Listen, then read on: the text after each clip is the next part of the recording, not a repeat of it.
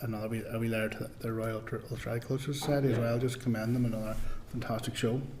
Absolutely happy to do that. Thank you, Declan. John? Chair, I want to echo your comments on the officials from this committee and also the events team here in Parliament Buildings, because some of them are very new and their enthusiasm was clear to see at the event and dedication to the thing. So yeah, absolutely, the committee should record its thanks to both our team and the wider team. Thank you, John. Content members, yes?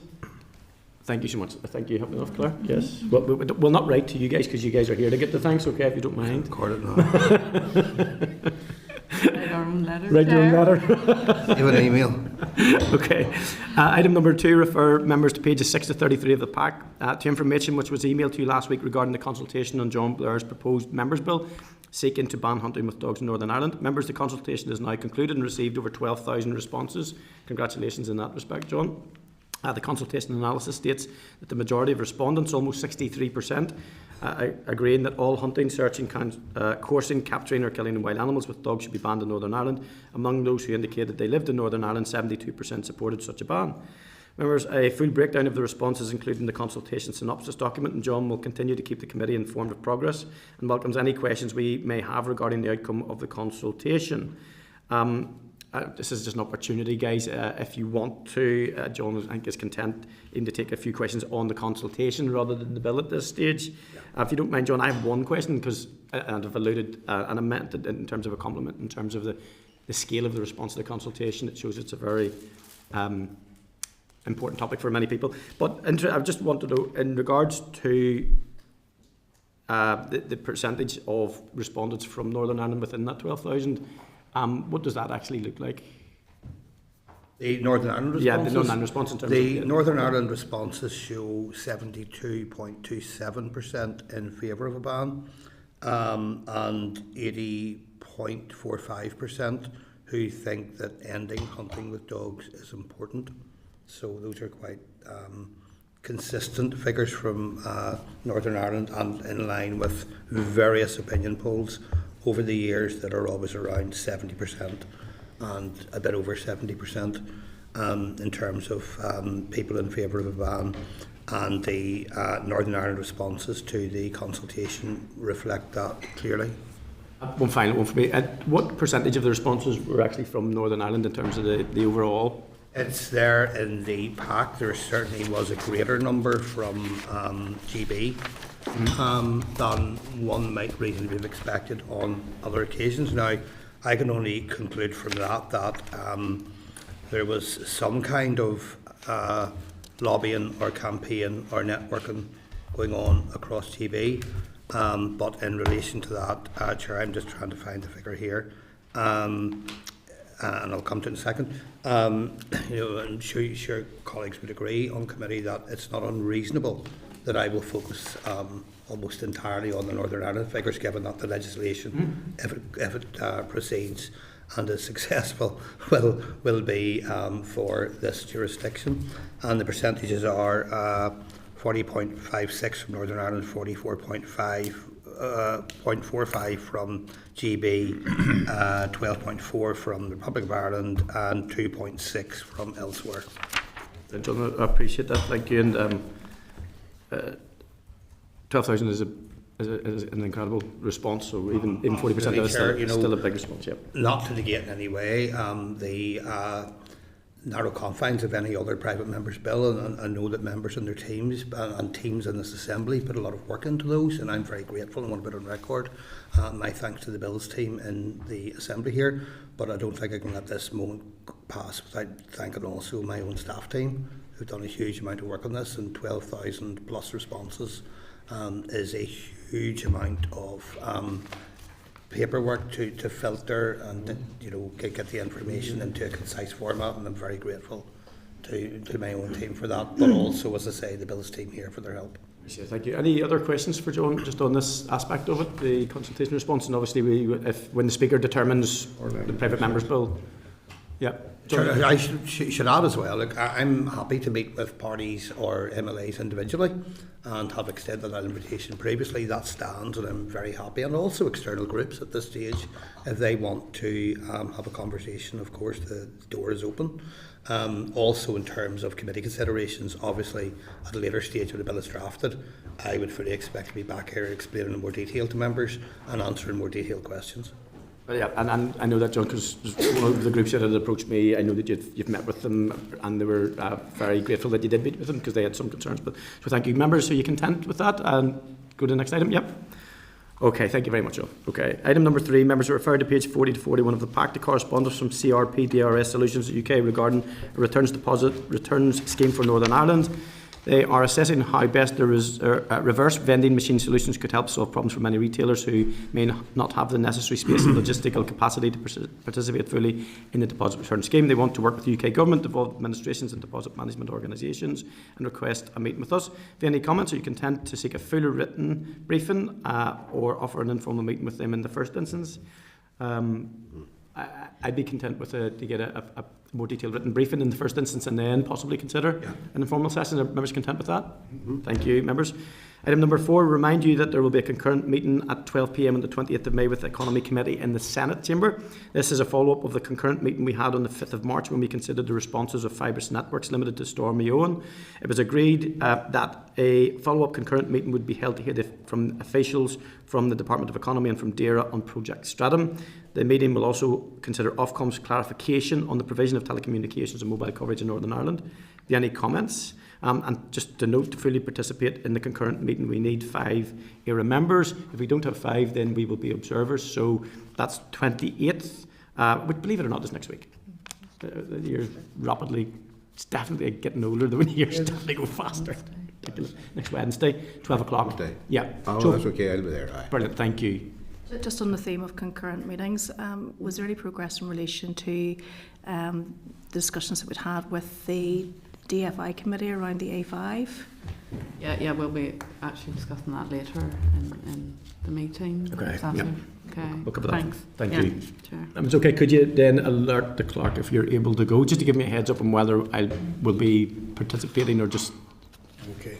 I know you've got busy schedules, guys, as we all do. Yep. Thank you. Okay.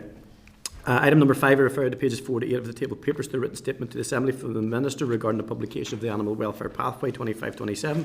We will consider the written briefing on the pathway later in the meeting at agenda item 11. If you have any comments, members? Okay, thank you. Agenda item 4, refer to pages 43 to 40 of the pack for the draft minutes dated 15th of May. Have you any comments, or are you content with the minutes as drafted? If so, I'll sign them and these will be published on the website. Members are content, thank you.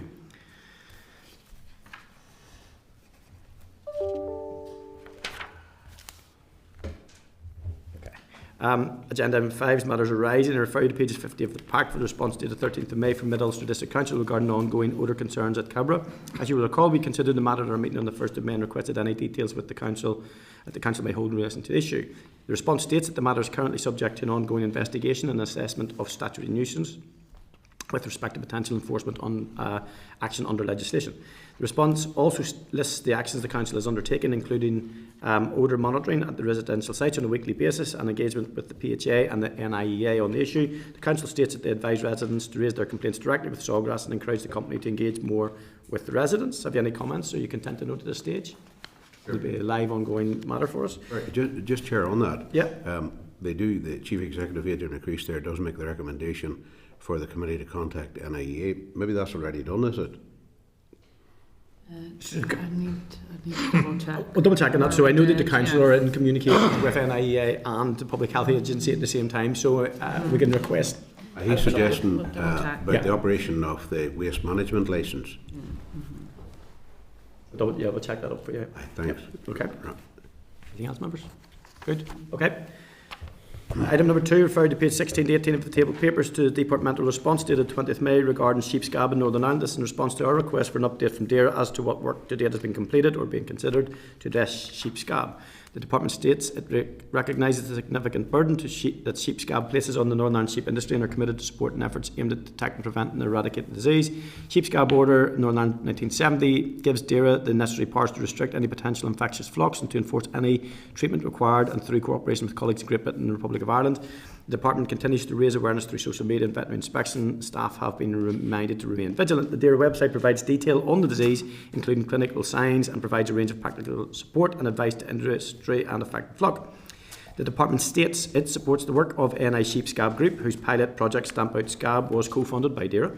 The department believes this industry should take the project findings to inform a new eradication strategy based on a collaborative or innovative partnership approach to include government and all key industry stakeholders such as Animal Health and Welfare Northern Ireland and the NI Sheep Scab Group. The department also states the Minister has asked officials to explore support to industry through a communications drive awareness campaign, knowledge transfer programmes and other initiatives. It further states it recognises the opportunities that exist for stakeholders, particularly within the NI Sheep Scab Group, to use their knowledge and experience to engage with the flock keepers and seeking to improve flock health and welfare.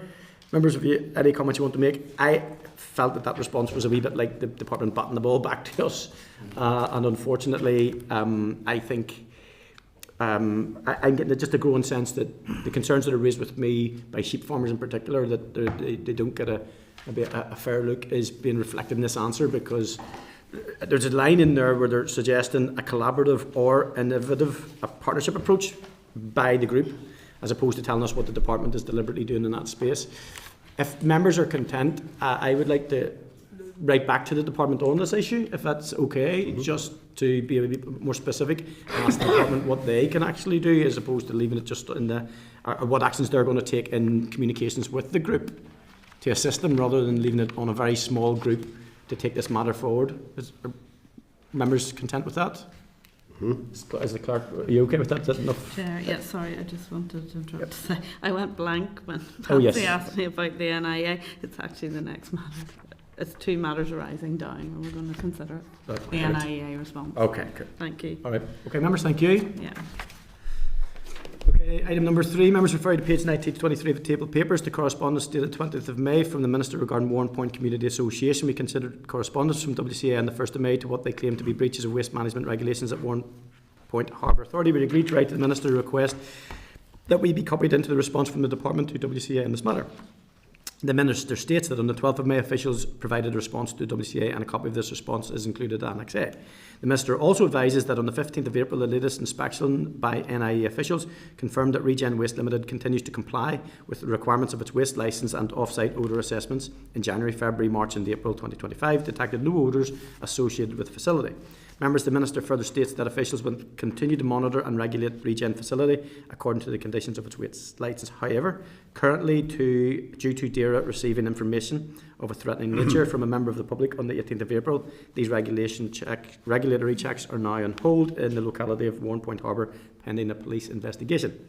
Have members any comments that they want to make? Are you content to note that? That's an unfortunate escalation of events in the area. So we'll just keep, I'm sure you guys receive communications, as do I, and hope that things resolve themselves amicably as soon as possible. Do you want to come in, John? Yeah, very briefly, Chair, if I may, to extend through the committee to any government official who has received a threat, full support from myself, I'm sure colleagues would agree, that officials in any walk of public life do not deserve to live under threat or receive threats or perceive threats, and have the right to get on with their jobs professionally and properly, and should have the support of all elected representatives they endeavour to do that. Totally agree with that. We need to be just careful that the information we've got is that it's allegedly of a threatening nature, but we do know that in some cases these things sadly turn out to be a real issue. Members, item number 4, I refer you to pages 24 to 28 of the table of papers to the response dated the 20th of May from the Department regarding odour concerns at Cabra. Following our meeting on the 1st of May, we agreed to seek further information from NIEA on how it has been addressing the potential odour. Members, the response states that all reports of odours at Sawgrass Substrates Limited are recorded by the NIEA, who conduct regular compliance inspections and odour assessments and provide updates to complainants on a quarterly basis. The latest inspection on the 8th of April 2025 confirmed that SSL is compliant with the conditions of its waste management licence. Members, NIEA odour assessments conducted in January, February, March and April 2025 did detect odours linked to the facility at 4 separate off-site locations, but these were not deemed to be significant enough to be considered a breach of waste licence. Compliance notices were issued by NIEA in February 2021, March 2023 concerning odour management, and the operator engaged consultants to review the facility, resulting in improvements to works as listed in the response. Members, any comments? Do you want to note? And do you wish the copy of the response to go to the Cabra Concerned Residents Association? I'm sure you would want to do that, yeah. Yeah. Well, one wee query with this one I can understand, and this is just a technical one, I suppose. I understand when officials go out and measure noise nuisance. I understand decibels. I don't quite understand the technical nature of how you measure the noxiousness of an odour. Now, I mean, I'm interested in this one. Just even to understand that a bit better, would members be minded if we even ask a question in regard to the technical nature of how that is assessed? Because there are issues, particularly with neurodivergent individuals, that were a smell that some of the rest of us could maybe put up with could cause a greater discomfort or concern to some other people. It's not, for me, it's not a linear thing. Some people have a much more acute sense of smell and so on and so forth. So, members, anything else I want to add on that? Very quickly, Chair. Yes. Yeah, I'm more than happy to try and get more information on that. I think also it might be prudent to indicate in any correspondence to the Department or seek separately a desire to get information from shared environmental services at local council level as well, who have a role to play in this. Chair, the odour is overpowering. You know, it's the entire community is frustrated with this. You know, the local football and community groups and all. You know, so it is something that needs to be addressed. It is very, you know, even when you're passing through it, like I passed through it this morning, you can smell it. You know, so it's terrible for people living there now. In fairness. Okay, thank you for that. Okay, members. Item number 5, I refer you to page 29 and 30 of the table of papers to the Departmental response dated 21st of May regarding Northern Ireland Shows Association. Following a briefing from Neagh on the 1st of May, we agreed to write to the Department to encourage re-engagement with Neagh and consider additional financial support. That was off the back of the Aled Rees-Jones report. The response states that the Minister met with representatives from Neagh on the 1st of July 2024, where he made them aware of the financial pressures on DARE and that financial support in the form of discretionary support sponsorship is limited. However, from the NI Regional Foods Programme, NIRFP, 5 shows were awarded funding. The Department has commenced work to co-design the development of a new rural policy in partnership with key rural stakeholders, and a full public consultation is due to take place. The Department is also considering an engagement event to input into the co-design of this new rural policy with stakeholders such as Neagh, Invest NI, the FSB, NIAPA and UFU. The event will be strategic and will not focus on individual funding decisions.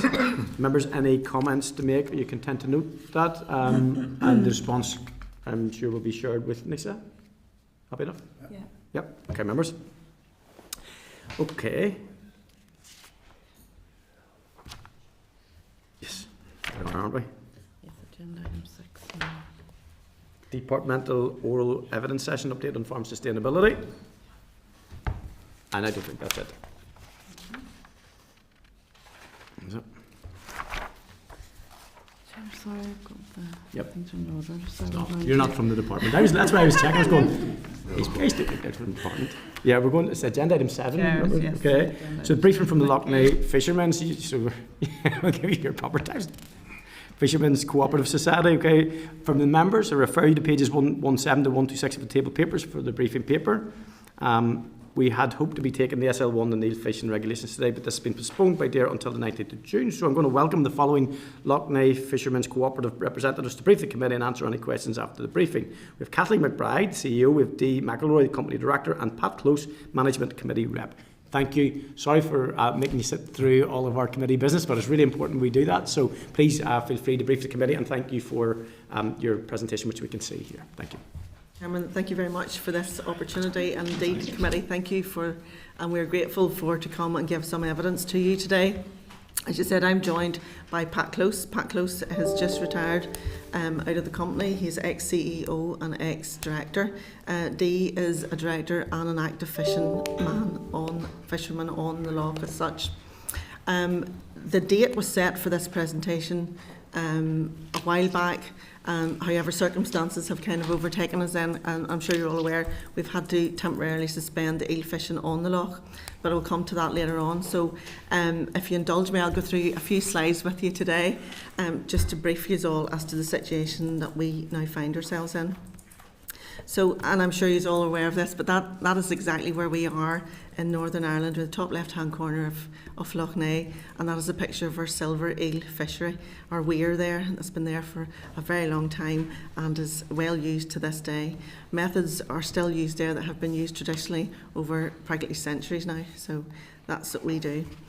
And again, just to reiterate what exactly we're about as a co-op, we own the fishing rights on Lough for eel and also scale fish. We are also guardians and custodians of a very unique cultural and traditional method of fishing. So it's sustainable, it's practically zero carbon footprint, so we're very proud of what we do. As a co-op, we also protect and serve the fishermen off the Lough to enable them to make a reasonable living from eel and scale fish. And that word reasonable is very important. We know we're never going to be millionaires. We know we're not going to make a fortune at it, but we just want to make a reasonable living around the Lough. For doing that, we also then have a very structured management schedule. At the end of the day, Lough is a wild fishery, and that's important to remember that. It's not a fish farm. It's not managed with stock in, stock out. We are a wild fishery. We have a small fishing fleet. Those boats are made up of eel fishing boats and also scale fish fishing boats. There are a bit of a blend there. There's some fishermen who do both and do it hopefully very well. We also employ private water bailiffs who look after the Lough. We run a number of permit schemes. These permit schemes are designed primarily to promote conservation and the sustainability of fishing on Lough. So we keep control of that. And finally, there are strict quotas in place for sustainable catches. We also have eel recruitment. Now, we're not employing eels, but eel recruitment is when we either purchase eels or we capture eels and place them into Lough. So we find a home for them in Lough on an annual basis, and that's part of our conservation measures. And we also implement a number of voluntary measures, so we no longer fish the other weirs on the ban.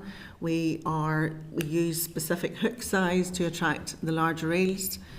We have mesh sizes in our nets only to fish the fish that we are in season and that we're after. So there's a number of measures that we and ourselves have taken on board just to make sure that the Lough is successful. You'll all be aware that the eel was given protected geographical indication in 2011, and we're very proud of that. And that today maintains our market position for our sales. And as I'm sure you're well aware, most of our eels go to the Netherlands, and a small number goes to GB for an alternative processing. This slide here brings me to what I thought you were discussing today, but I see it's now been postponed. So there are three statements there. Those three statements are basically what we've been consulted on for the last number of months.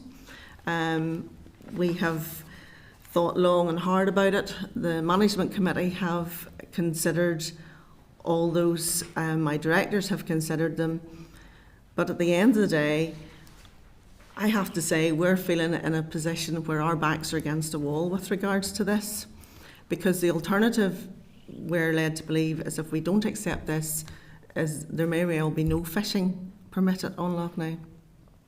That's not a good position to be in. So we have tried to negotiate with DAERA on these. So I think those three proposals are something that we've worked hard with the department on. We don't think they're perfect, but we've been led to believe that this is on the table. You'll see there that the fishing season for eels is to be reduced in length. So we've accepted then from the 1st of May until the 31st of August. This year that season will probably be even shorter, given that the suspension is now in place. And also the silver eel season normally runs from about middle of August to the end of December anyway. The second proposed amendment there is will actually relates to the size of the eel caught. We, at certain times of the year on the silver catch, we catch very large eels. Those eels are particularly for a niche market, and they're very valuable. They're very valuable to us as an organisation. They're also very valuable to our fishermen. We also acknowledge they're very valuable to possibly the global population of eels, and that's where DAERA have advised that these eels, being so valuable, should be released. So in fairness, there was a proposal to stipulate a set size of eel that we were only allowed to catch below that, and anything above that would be released. That has since been, I see, removed, but yet the final decision lies with DAERA, so that stipulation still could come in. The other third amendment there relates to our actual catch size. So our tonnage over the number of years has depleted, has decreased. There's probably a number of reasons behind that. But again, today I just want to share with the members here just how we got to this point. The eel management plan really guides any development to do with eel fishing, not just in Northern Ireland but across Europe. The eel management plan has been in place now since about 2010, so it's already a fair age, shall we say. And again, I draw the members' attention there. It's not approximately. It's approximately 300 eels times about 2 or 3 sessions in the year that this particular test happens. So the eels are caught. They're released back into Lough, and for those released, we have to show and indicate that 40% will be released. This will help the global population. It will meet the eel management plan regulation as well, and that's the target we need to meet. So we found ourselves in a position now, and you'll see that graph, we haven't met that target for the last number of years. And I suppose in DAERA's book, that is a fail. Now, you all are more than aware of the situation on Lough, and we feel that there has been exceptional circumstances throughout that period that has probably led to us failing that escapement target. So we are now in a position where, because of this fail, there's more restrictions being imposed on us. And from my partnership experience, I feel that there should be an opportunity for us as a co-op, as a conservation body, to interact more for a solution, as opposed to being the recipient of actually more regulations. Questions should be asked as to why this fail has happened, why is this trend now occurring, and why we should be penalised for this. We're doing our utmost to ensure that we meet the regulations of the plan and that we meet our targets. And we would welcome the opportunity to work with DAERA to find out why this trend is happening, rather than being, as I feel, penalised and told you haven't met your target, therefore further restrictions are due. I'm going to jump on to the next slide. Again, I had mentioned recruitment of elvers into the Lough system. Again, we are heavily scrutinised as to the extent and number and tonnage of recruitment that we put into the Lough. And again, according to the eel management plan, we have failed in our targets to meet this also. And again, I would reiterate to the members, questions asked as to why, and I get it, everybody has their targets to meet, but there should be a rationale there as to why they haven't been met. What can we do to help achieve these targets? And is there something beyond anybody's remit here that's happening that we'll never meet the target? So I'll just skip on to the, and I also need to just to reiterate there, with regards to purchasing eels, the co-op as a body, as a commercial body, have invested £4.8 million of its own money into ensuring there is eels in Lough. So we have recruited or purchased manually and physically to ensure that the stock in Lough is maintained at a sustainable level. And indeed, we feel the global population of the eel has also been enhanced with that. So we're a very small, I was going to say small fish in a large bowl, but that's not the right idea. But we're Lough Neagh, while it's an important element and habitat for the eel, it's a very, very small element of the global population of the European eel. But be assured, we are trying our best to ensure its population recovery. This is the challenges we are facing here. So the eel management plan, as I said, introduced in 2009 to 2010. At that time, the eel management plan for Lough Neagh was lauded as the blueprint. It was the roadmap for all eel management plans. We had a pristine environment. We had a management body who was fit and able and resourced to look after the fishery. We had a healthy fleet of fishermen who were more than able and willing to fulfil that challenge within that eel management plan. But as you'll know now, that eel management plan is we feel, a bit older. It's nearly had its time. It needs revisited. It's like everything else. Sometimes you have to review things. It has never been reviewed. So we, as I hope I demonstrated, are being held to targets which were set back then. And it's extremely hard whenever that's set on paper and we know exactly what's happening in the loch, the challenges within the habitat there, within the ecology system there, that's not taken into consideration within the eel management plan. The eel management plan is pure and simply numbers, what we're doing with them. As I said there, much has changed globally and locally. We feel the eel management plan is outdated.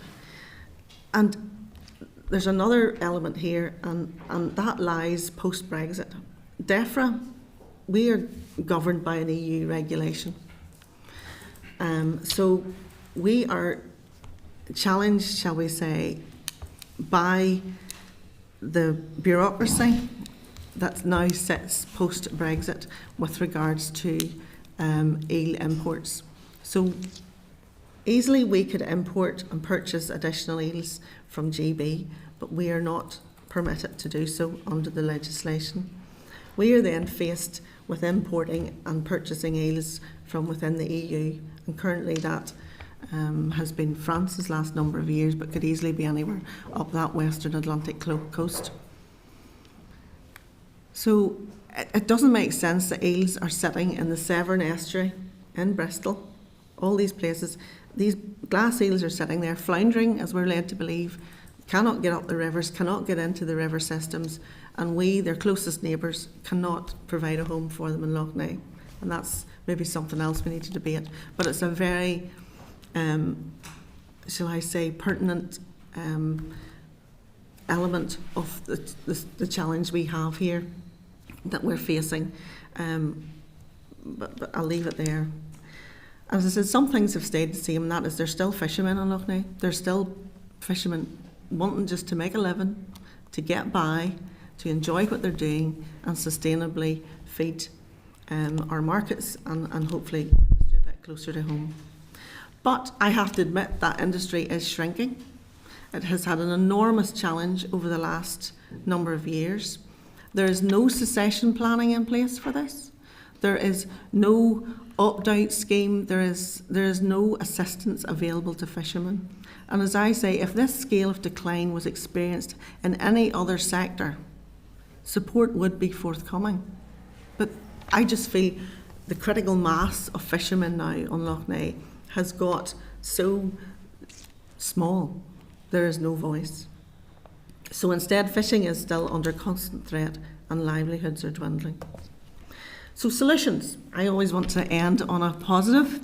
And DAERA and DEFRA, we feel, need to reset these eel management plan parameters. Nobody I suppose nobody planned for the Lough Neagh scenario. Nobody knew the ecology was going to change so much. Nobody was aware of the algal blooms when that was going to happen. But it urgently needs addressed. And as the eel management plan, we've missed the targets. But instead of penalising us, we want an exemption. We want DAERA to see the last number of years as exceptional. And it's an exemption that's required to get us through this period of flux. Everybody else is in a period of flux around Lough Neagh. We have the water board, we have agriculture, but at the end of the day, we're the end user here. We're the ones that's having to deal with the fallout of Lough Neagh. So I have to say it's somewhat galling, nearly is the word, whenever I can look at Lough Neagh and see the resources that has been through at the Lough. The training that farmers are receiving, the education of the contractors, the soil testing, the space technology with regard to where an algal bloom is going to come up, the funding of PhDs and all the constant water monitoring.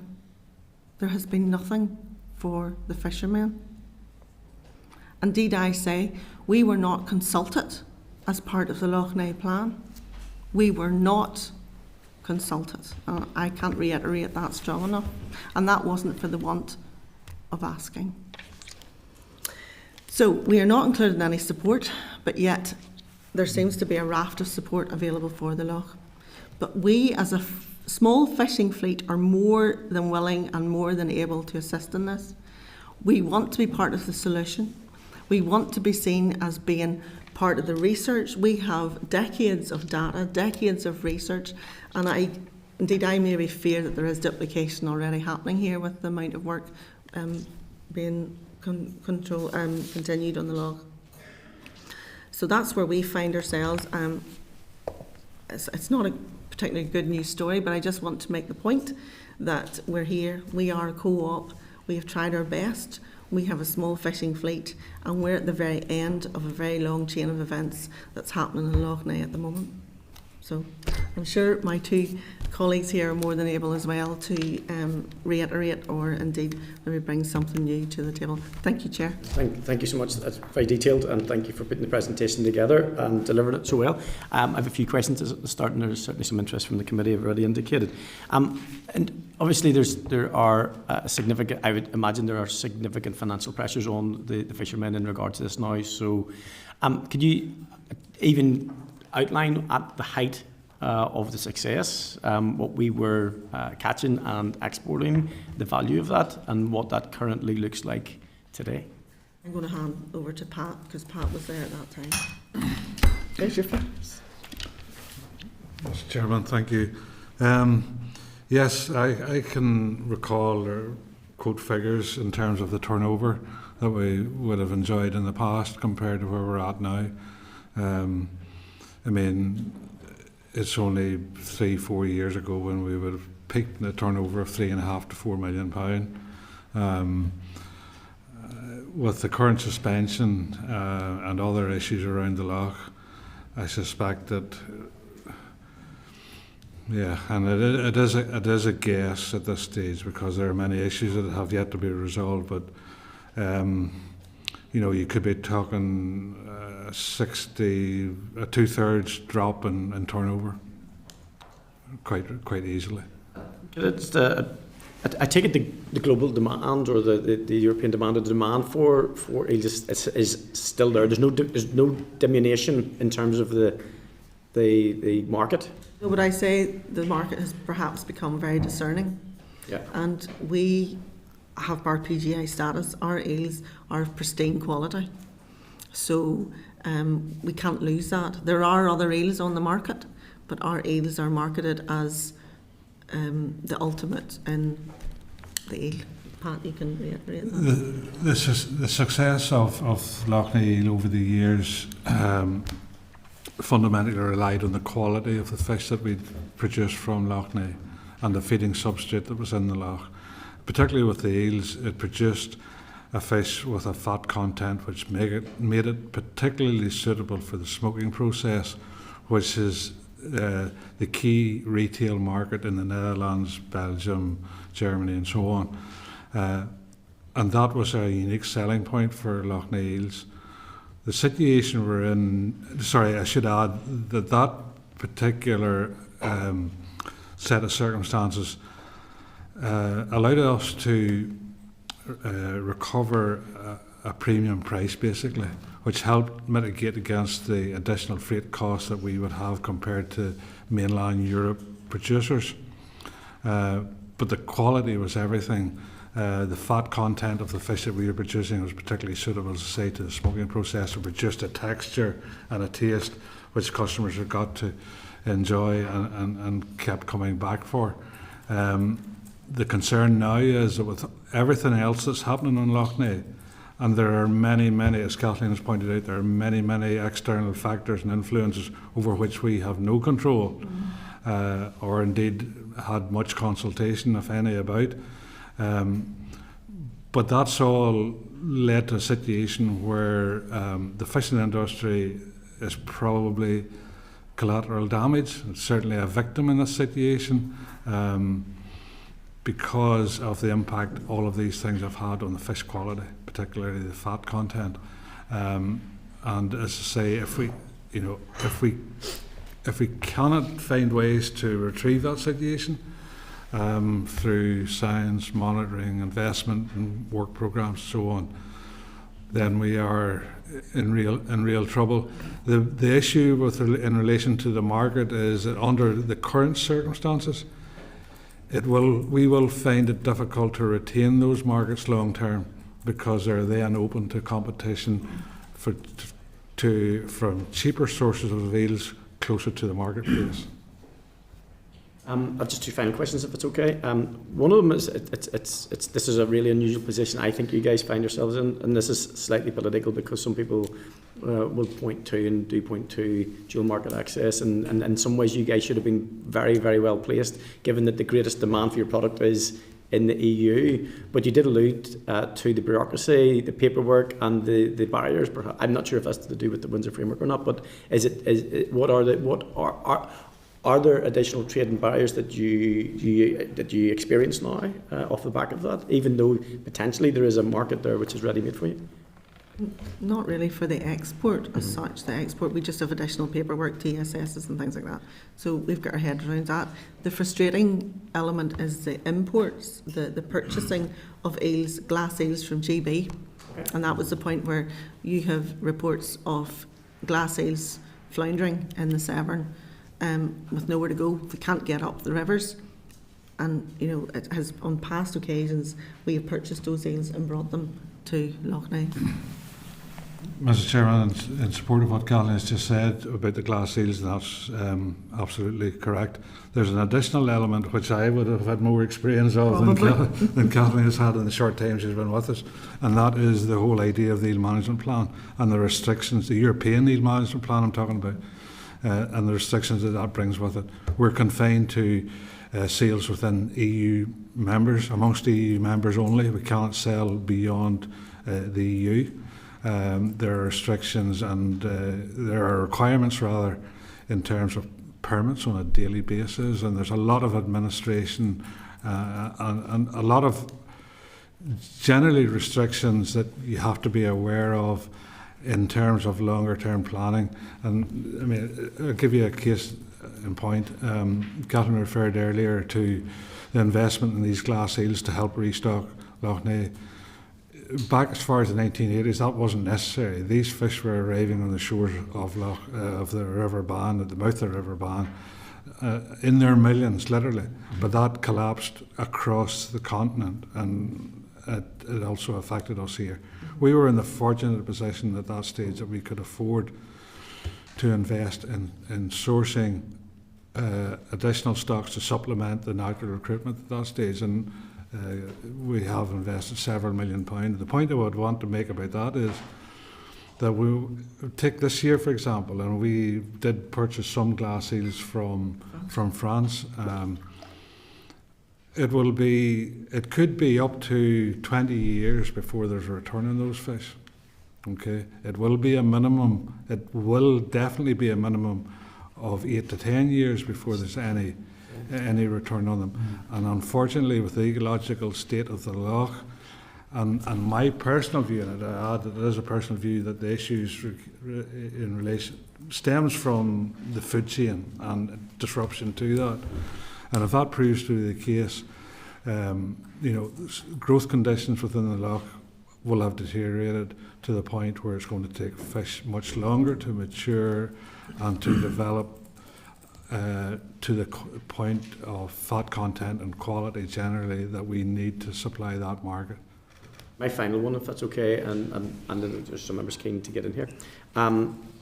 It seems really extraordinary that you weren't considered to be an essential stakeholder in terms of the Lough plan, in terms of the consultation and the considerations.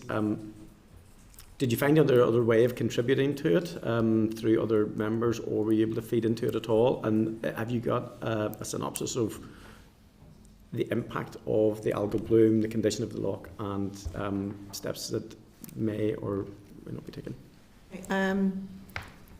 When the Minister Muir was appointed, we asked him to come to Co-op. He didn't accept that invitation for quite a number of months. There was a number of consultations throughout the Lough. Now I have to say my fishermen as individuals were attending community group consultations and clinics for members and things like that. But the Co-op, the fishery owner, was not invited at any stage. And indeed the Minister was told this whenever he did come down to us, but anyway, that's long gone now. Sorry, the second part of your question then, Chairman.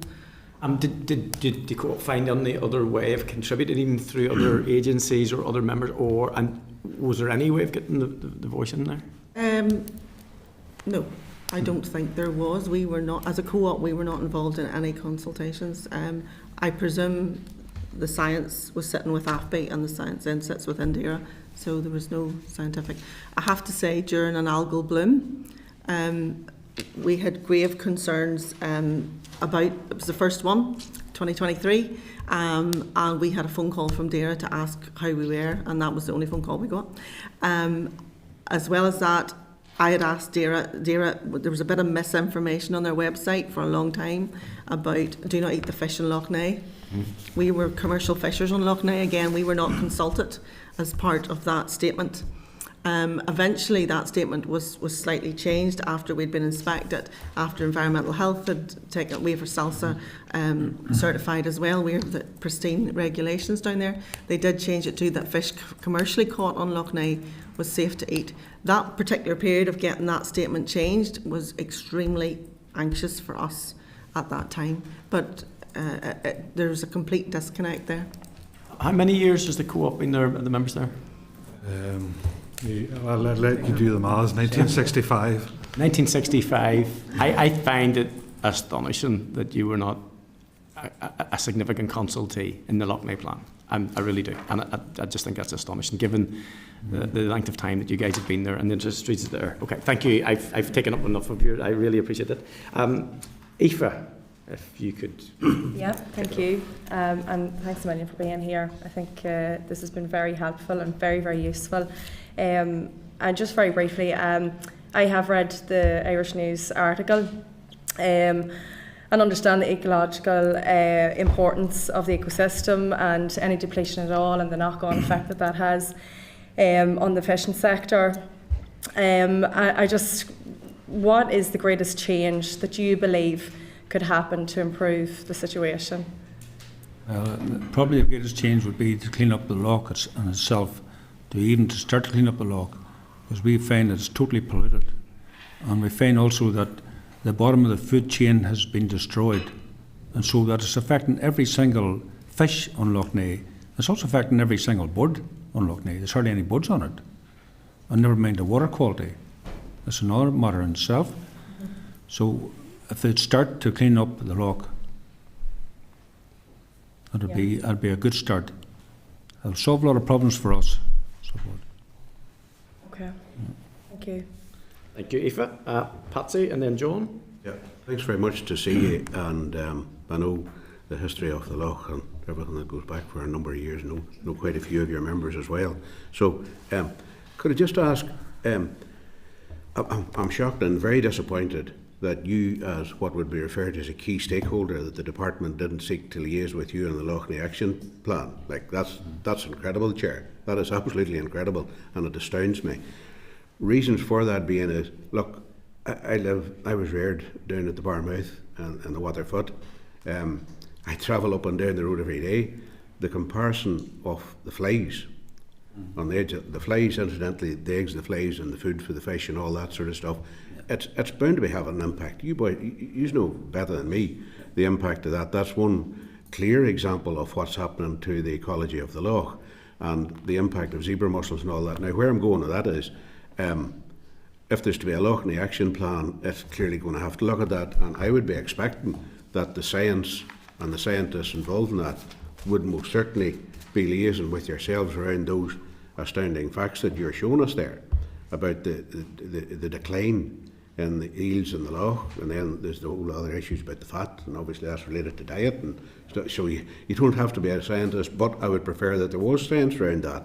So just asking on that, if the department has ever at any stage liaised with yourself, you referred, Kathleen, there to multiple occasions to try and get the connection with the department to see if there was ever any suggestion at any stage, look, there could be a connection between the decline in the fish stocks, the quality of fish, all those things that you're reading, and what's happening in Lough Neagh.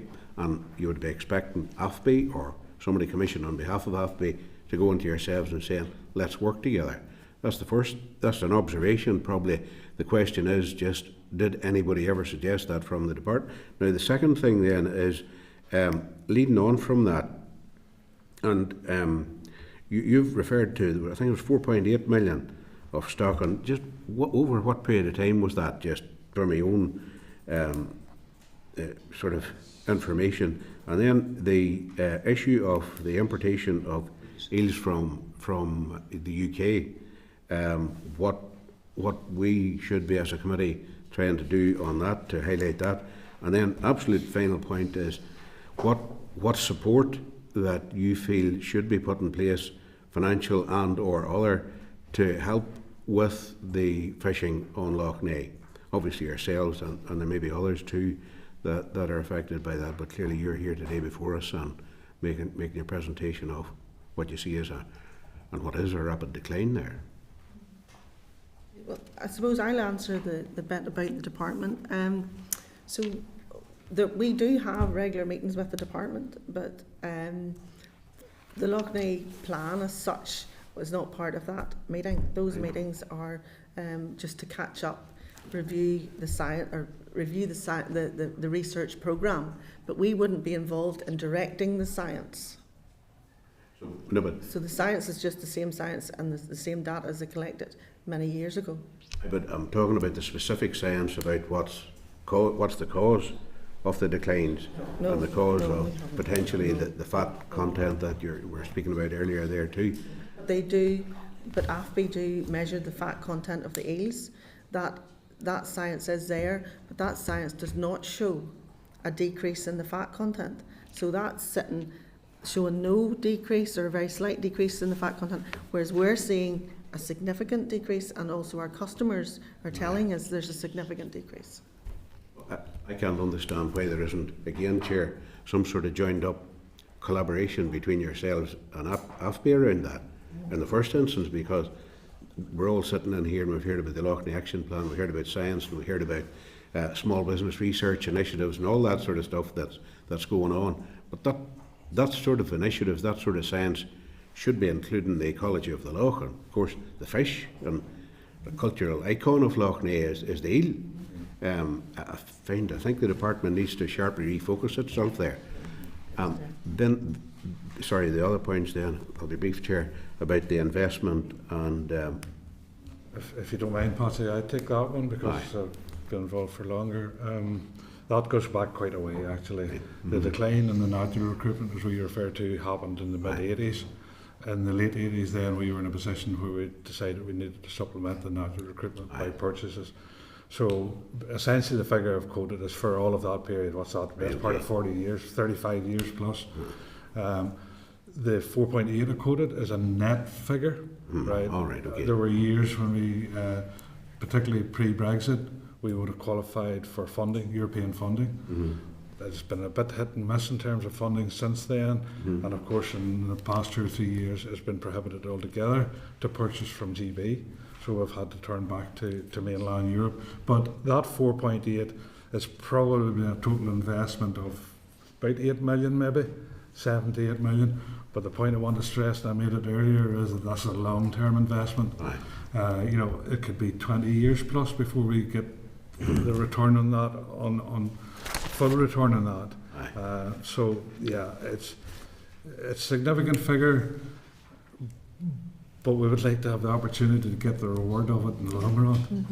Then the final point, the obstacle of bringing the elvers or the small the glass eels over from Britain over. Now, can I ask just on that, is there any potential opening up as a result of the recent EU GB negotiations to try and address that, or was that highlighted to them, do you know? Or we have referred this matter to TIRA on multiple occasions, and they have confirmed to us that they're in regular contact with DEFRA to change that particular regulation. At the bottom of all of this, Patsy, is the issue that the European eel as a species, which is the same as Panmatic eel is found all across Europe, it's listed as an endangered species. So that in itself brings restrictions with it. To answer your question directly, we have heard suggestions that this problem could and should and would be resolved, but that's been going on for 2 or 3 years. I'll be perfectly honest with you. With regard to what filters down from recent discussions on the Windsor framework and that, I'm not convinced that it's going to have any impact on us in that regard. And it's a situation, unfortunately, that has repercussions for the glass eel fishermen in GB. Essentially, they will have no market. The sad thing is that Lough Neagh has been consistently recognised as a very suitable habitat to export from GB into, if you understand what I mean. I've put that the right way around. Unfortunately, with everything else that's happening ecologically in Lough Neagh, you have to feel somewhat resident in making that claim anymore, because whilst we're convinced that there's a good stock of eels in terms of numbers in Lough Neagh, they're not being fed the way they once were because of other issues. And I keep repeating, and Kathleen's made the point, we don't have any control over that. We're willing to be part of the solution if there is one. And I'll finish by saying one final thing, and that is the eel industry in particular on Lough Neagh is a very traditional industry. And it has been in private ownership over the centuries, and various issues of which you're all too well aware of. But I'll make this point. Whatever recovery and whatever shape recovery takes on Lough Neagh, it will require the fishermen of Lough Neagh to manage its fishery. There's no other way of doing it. They have to be part and parcel of the solution, and the co-op acts as a front line in that fight. And if we're to lose fishermen and they become discouraged, and there's no getting away from the fact, like the agriculture community, they're getting older, fishermen are getting older like us all. We're not attracting younger people in. We must get the support to do something to keep this industry alive, because I don't think there's another model anywhere that will effectively manage a successful fishery in Lough Neagh. Well, if the industry dies, the Lough's dead. Absolutely. That's what's happening. Thank So, you, guys. Chair, there's a number of points there. I'm sure Janice has picked up on. That'd be great. Yes, Thank you. Thank you. John? Chair, thank you. Kathleen, Pat D, good to see you. I can start, I suppose, by highly recommending Lough Neagh eels for the product, a previous employment. There's no vested interest, by the way, Chair. Those days have long gone. And also the fact that my constituency, and Patsy's for that matter, here just right in the middle between our hands across the ban operation that we have going there. Can I start with something? I'm doing this to try and clarify a situation. I'm not trying to be challenging. The consultation over plans, which are public consultations open to everybody anyway, and I always put that out there because I'm not always comfortable with one person feeding more into a plan than another when it's called a public consultation, and I'm totally upfront about that. But for clarification here, can we set out, there's a Lough Neagh plan, which is a management plan for the Lough, and then there's a Lough Neagh action plan, which is an environmental plan for the Lough. There are two different plans. Which of those are you saying you weren't consulted on, the management plan or the action plan? Current, I think it's the terminology there. The current plan is the Lough Neagh plan with the number of actions coming out of it. Is that the one? The environmental one? The environment. Yeah. Yes, the last one there was released. The one that the stakeholder forum has been set against, that one. Yes. You're represented on the Lough Neagh partnership? We're represented as one of 20. Yeah, but that partnership's very involved in that, isn't that right? We are the fishery owner. And then the Lough Neagh, is there a bespoke Lough Neagh management plan to manage the numbers of eels, the fishing of the eels, the import of eels, and all those, the departmental, the inland fisheries plan? That's That's the European the plan. eel management plan, which Yeah, is a the eel management European, plan which is is a the European plan. Yeah, okay. So just for clarification, we're in two different plans then, okay. The next question I have, and I was surprised, I have to say, that we got quite a bit into the conversation this morning without addressing directly the levels of pollution in the loch. Is that the biggest challenge, the state of the water? As someone who's spoken to the fishers on the loch, I stood with community representatives when their community events were cancelled because of the state of the water, that they were trying to have a community event beside. Is the pollution on the loch, and therefore, apart from the condition of the waters, the reputation of the product, the biggest challenge we're facing right now in relation to Lough Neagh? Yes, I would say it is. I would say it Okay. definitely is, because it's affecting every life form on the loch, and they're all interlinked. They all depend on each other. So it is a big effect on the loch, and so hence a big effect on the business and everything else. We've discussed here, of course, many times the piece of work that will have to be done by Northern Ireland Water in relation to outputs into the loch from there, and I've dealt with those at constituency level and as a committee member. The agricultural sectoral contribution, septic tanks, we know all the figures and we've seen all the results of the scientific evidence, but would you agree therefore that it is crucial that we start to deal with the levels of nutrients at that loch in the short term as an urgency, as well as in the medium and long term? I actually think it's probably an unfair question to ask. We don't have the science here from our organisation. We are dealing, as I'd said in my presentation, with the aftermath of whatever happens in the loch. So if the loch is polluted, we still fish. If the loch is unpolluted, we still fish. So to ask us for the root cause of the problems within the fishing industry... Pollution then, you know, generally. It may be pollution, it may be ecological change, it could be climate change, it could be temperature increases in water. There's so many different factors there. I would be reticent just to say that it's pollution. Okay. That's my personal view, and it's not one that I suppose the Co-op have been asked to submit anywhere.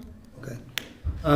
Finally then, the purchase of the eels, the recruitment as you call it, or import of eels into the loch for fishing, which is long-standing practice, and we know that, and we know the protection status around the European eel as well. But can I get a picture of, separately, and you've highlighted your investment and that very clearly laid out in the slide there, thanks for that. Separate to that, apart from the European funding, what separate funding has there been, A, over the years, even when there was European funding from the department, and then B, since European funding ceased, what funding has there been for DERA or its predecessors to help recruit the eels? Pat, you've got a figure? Well, I have to go back to the introduction of the eel management plan in 2010, because that did open the door. If there's anything good come out of it, it did open the door to European funding, which was quite good and certainly very welcome. And prior to that, John, there would have been occasional small amounts, maybe up to 20,000–30,000 pound on an annual basis, but very rarely from, on any structured basis, and it was only a drop in the ocean really, although you have to be grateful. Nevertheless, during the period from 2010 until your EU exit, we availed of the European fund exclusively. All right. Now, subsequently, then, and I'm fighting here for the name of the scheme locally.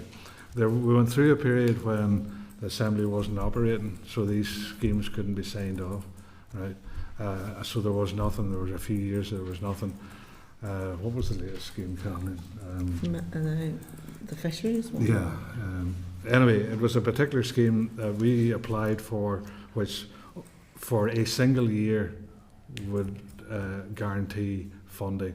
Now, we needed to know that well in advance so that we could contact suppliers and know that we were in the market and negotiate prices and all of that. I think we've availed of that probably 3 times in the last 4 or 5 years. 5 years. Maybe 5 years. So, Departmental funding. yes. It comes through the department, yeah. And the but levels, outside of that, no, there's been no other source of funding. the levels of that funding are the tens of thousands, hundreds of thousands, or The level of that funding is in hundreds of thousands. I mean, over the years it has amounted to 3 million maybe, somewhere in that region. Okay. But the point needs to be made, John, that we are also levying the fishermen to help To fund that. to fund to match that, it. To match to fund that.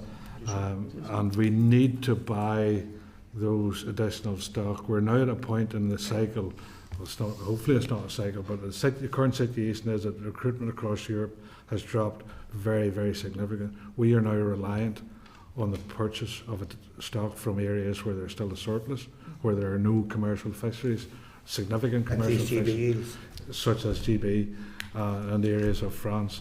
And we take advantage of that.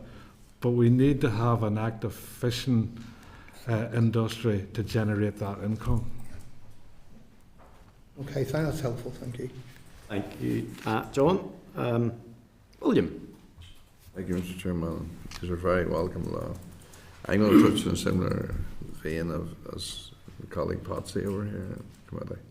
In relation to restocking of glass eels, you say that you can't bring them in from the UK, they have to be brought in from Europe. We're told this week, I think on Monday, the Labour government doing a deal with Europe. There's a deal in agri-food, there's a deal in seeds and plants. Boy, have you checked if eels come into this category? I suspect they should, but I don't know. I haven't checked, but we have asked DERA on numerous occasions to highlight this to DEFRA because it's a European plan. The partner that is at the negotiating table is DEFRA. So DERA do not get a seat at negotiations. It's DEFRA, and DEFRA, we have asked it to be escalated. We had a bit of an input from DEFRA before last Christmas, and they assured us that it was on their list and that they were looking at it. But we're like 2 steps back from that. So we have to take it in good faith that it has been escalated, that it has been taken seriously, and that someday we'll be allowed to import eels from GB. Just given the agreement this week, it would seem strange if it's not included. Yeah, just to add to what Kathleen said, William, and you'll forgive me that I'm retired, so I haven't read what has been filtering down this week, to be honest. But the point is, in the background, there's a bigger issue with CITES and the fact that eels are listed as endangered species. So some of the control measures emanating from there will still have an impact that may or may not be overridden by the Windsor Framework or alleviated by the Windsor Framework or any other Brexit deal that comes out of it. It's a sad situation. Well, personally, I find it is complex, and I think it's particularly frustrating and I don't have any connection or any involvement with them, but the glass eel fishermen in GB, because that will spell the death knell for that industry. And you're talking about 200 or 300 people. They had a handy outlet on their door, virtually on their doorstep, and that industry, I fear, will fall apart. And let's not forget that all these regulations, European and otherwise, were all designed to bring about a recovery in a species. What's happening at the minute is doing nothing for the species. It's all tied up in politics and bureaucracy, and people need to generally wake up and be more mindful of the situation on the ground. Okay, Thank you. That was good. That was well put. Thank you. Declan? Thank you, and thanks very much for your presentation. There's a couple of, Kathleen, we were talking there earlier about the Eels management plan, about the 40% target. You said that there was a number of reasons why that wasn't reached, reasons beyond your control. What That refers, I suppose, to what's happening in Lough Neagh. So we're no more responsible for the pollution in Lough Neagh than anybody else is. Likewise, we don't think we're responsible for the ecological step change, which I think is happening in the Lough either, and global warming or whatever we want to akin that to. So those targets haven't been met, and we have to hold our hands up because the science says they haven't been met. And that's what we're marked against. So beyond our control is the temperature of the Lough, is the ecology of the Lough, is the pollution in the Lough, is all those factors. So we're dealing with just the aftermath of what all that is. But we did hit our targets up until about 5 years ago. And as I said previously, and forgive me for reiterating this, so to my mind, questions should be asked, why was there a change? What happened there? And if there is there not mitigating circumstances that we should be looking at as opposed to just being penalised? Yeah, and you probably could argue that's like almost like a force majeure situation that's happened, and you could, you know. The other thing I wanted to ask as well, you have made the decision to suspend the exports to Holland. Obviously, you know best as all fishing has been until the 9th of June. So between now and the 9th of June, which is not terribly long way, will you continue to monitor the situation, engage with the what's happened between now and the 9th of June that gives you the hope of resuming those exports again? Good question. So I have a sample catch scheduled for every week now until the week before the 9th. And if we're seeing an increase or an improvement in the quality of the eel, and we will gut these ourselves and try and assess them as best we can to see, and we'll also work very closely with our markets in Holland to see, is it what they're expecting, is it what they're needing, and that's, we will take the call in probably the week before, Declan, but that we have a scheduled sampling procedure just for ourselves. Yeah. Just finally,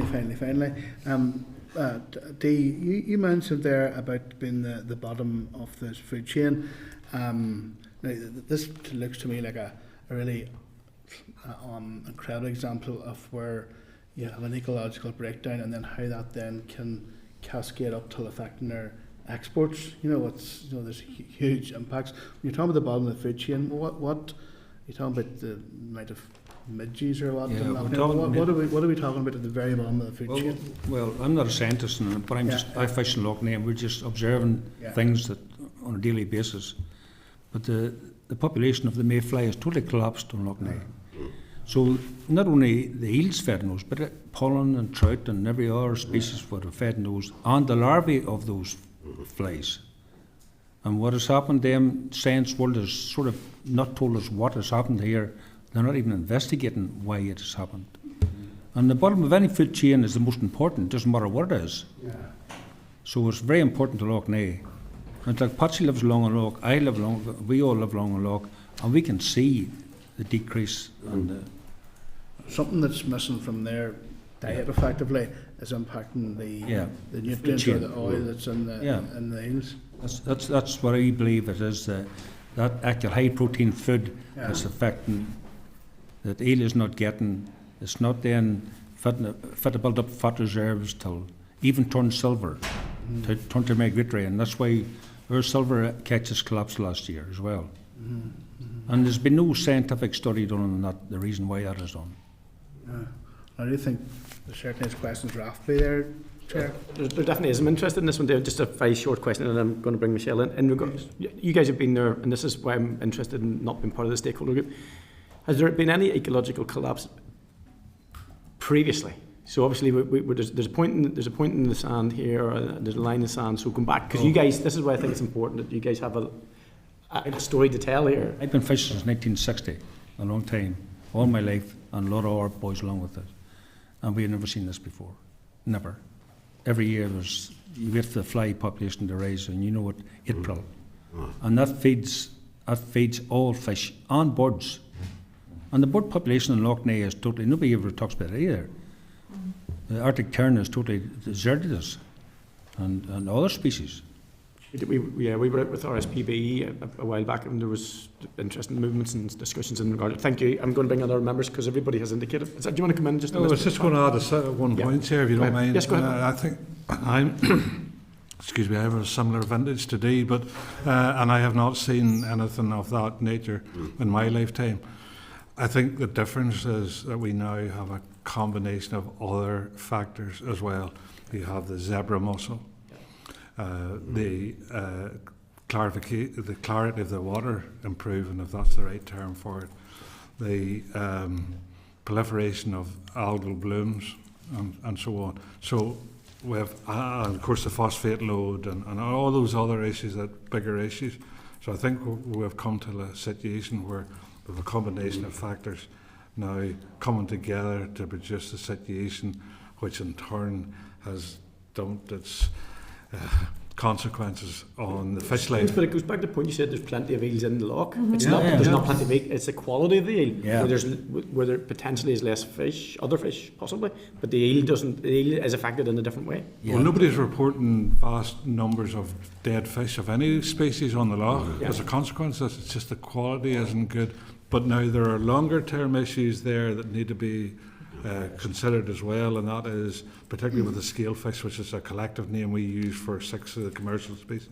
We need to know what the impact is going to be on the spawning success of those fish and how it's going to be affected. And I do know that there's quite a bit of work going on that, and hopefully we can get that provided to us. Thank you. Michelle. Thank you, and thank you for your presentation and quite a number of the areas where I'd considered asking questions have been covered. But just a couple of things. I've been to the fishery and I've seen the work that you do, and I've spoken to many who go out on the loch, and I suppose I don't really want the view to be taken from this committee that this is really all about the money, because you've talked about your turnover and so on as well, and of course it's a business and you have to make money.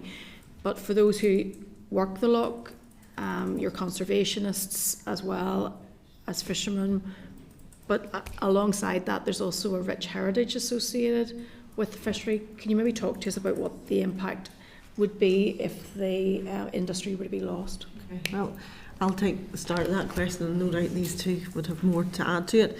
I suppose, and I sort of look at it a bit like farming. The average age of a fisherman on Lough Neagh is approaching retirement, if not already there. There is, I would say, maybe half a dozen fishermen who are of a younger age, but from my observations, a lot of those guys, and traditionally they would perhaps have come off the loch, worked somewhere else during the winter and come back on the loch again. Those are now dwindling because there's more attractive jobs, there's more attractive hours, it's a lifestyle thing, and I get that. But for us now to sit and watch this industry, as I said, shrink, it's not on. We can't allow that to happen. So our eels are traditional here, our fishing methods are very traditional, and better than that, they're very sustainable. There's practically no carbon footprint on that capture, and I think that's to be lauded in comparison to what's happening within the agricultural industry. So we should be supported in that and looked up to as to this works in a rural area. I also think that the traditional communities round the loch too need, and they are supported. There's community groups throughout the Lough Shore area, but again, I don't want them losing touch with the loch either.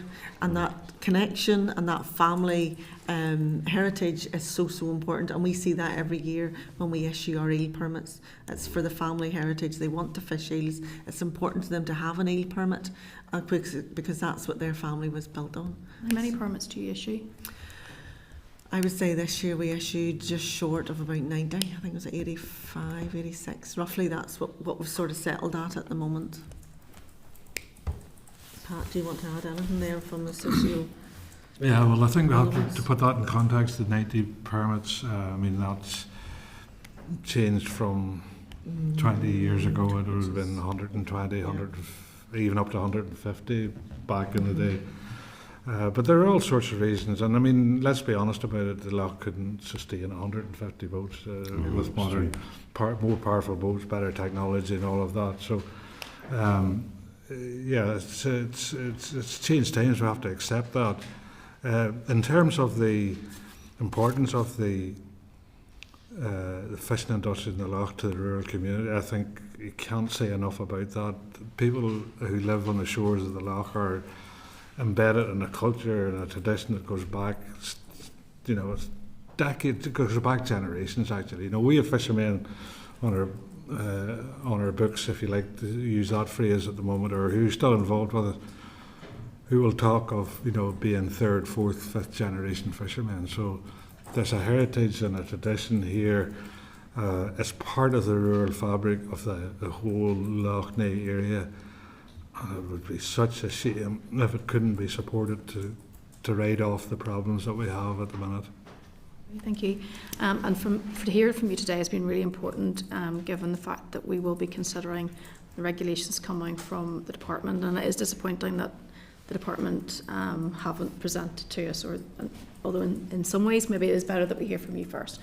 But I suppose we are in a little bit of a vacuum with regards to some of the detail about and what the regulations are going to look like. I suppose the question from me to you is, what would you like to hear from the department when they come to present to us, and what would you like us to ask for clarity?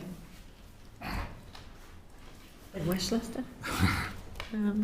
I'd kick off maybe first of all, Michelle. I think I would like meaningful engagement with the department. And that goes through everything. That goes right back to the plan. That goes beyond the plan.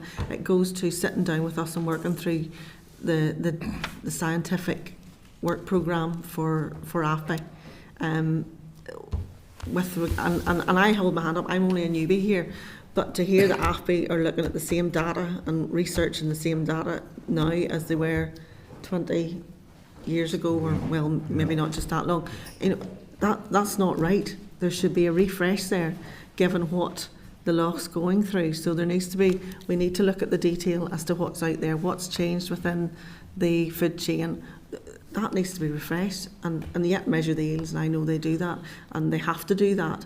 But there's so much more, I think, that they could be looking, and I want them to come to us and work with us, because as fishermen on the Lough, we probably know what could be looked at a lot cuter, a lot quicker, and there's other means of doing it maybe, rather than just in isolation coming up with a work programme and saying that's the work programme for next year, let's supply your reels and we'll do the rest. So we're wanting a lot more of a partnership approach in that. Would also, I suppose, like some sort of support to do that and enable us to do that.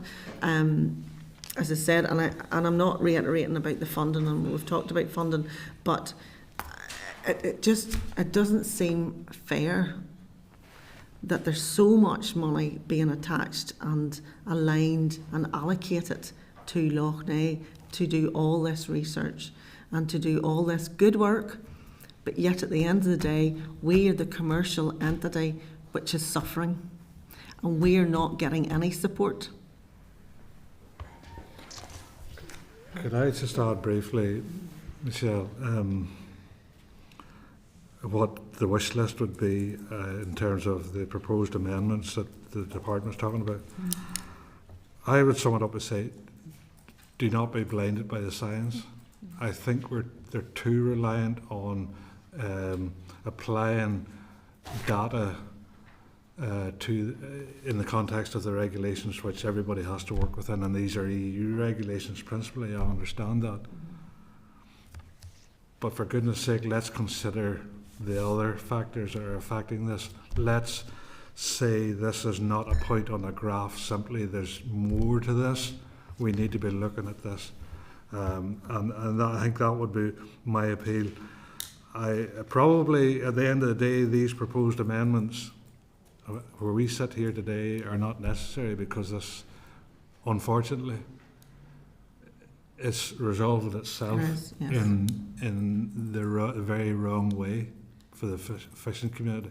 So yeah, the wish list would be simply, let's talk about other factors here. And I mean, let's not also forget, very briefly, that the cooperative and the fishermen of Lough Neagh, the cooperative does nothing without the authority of the fishermen of Lough Neagh, and so they're in full agreement, and we need that connect.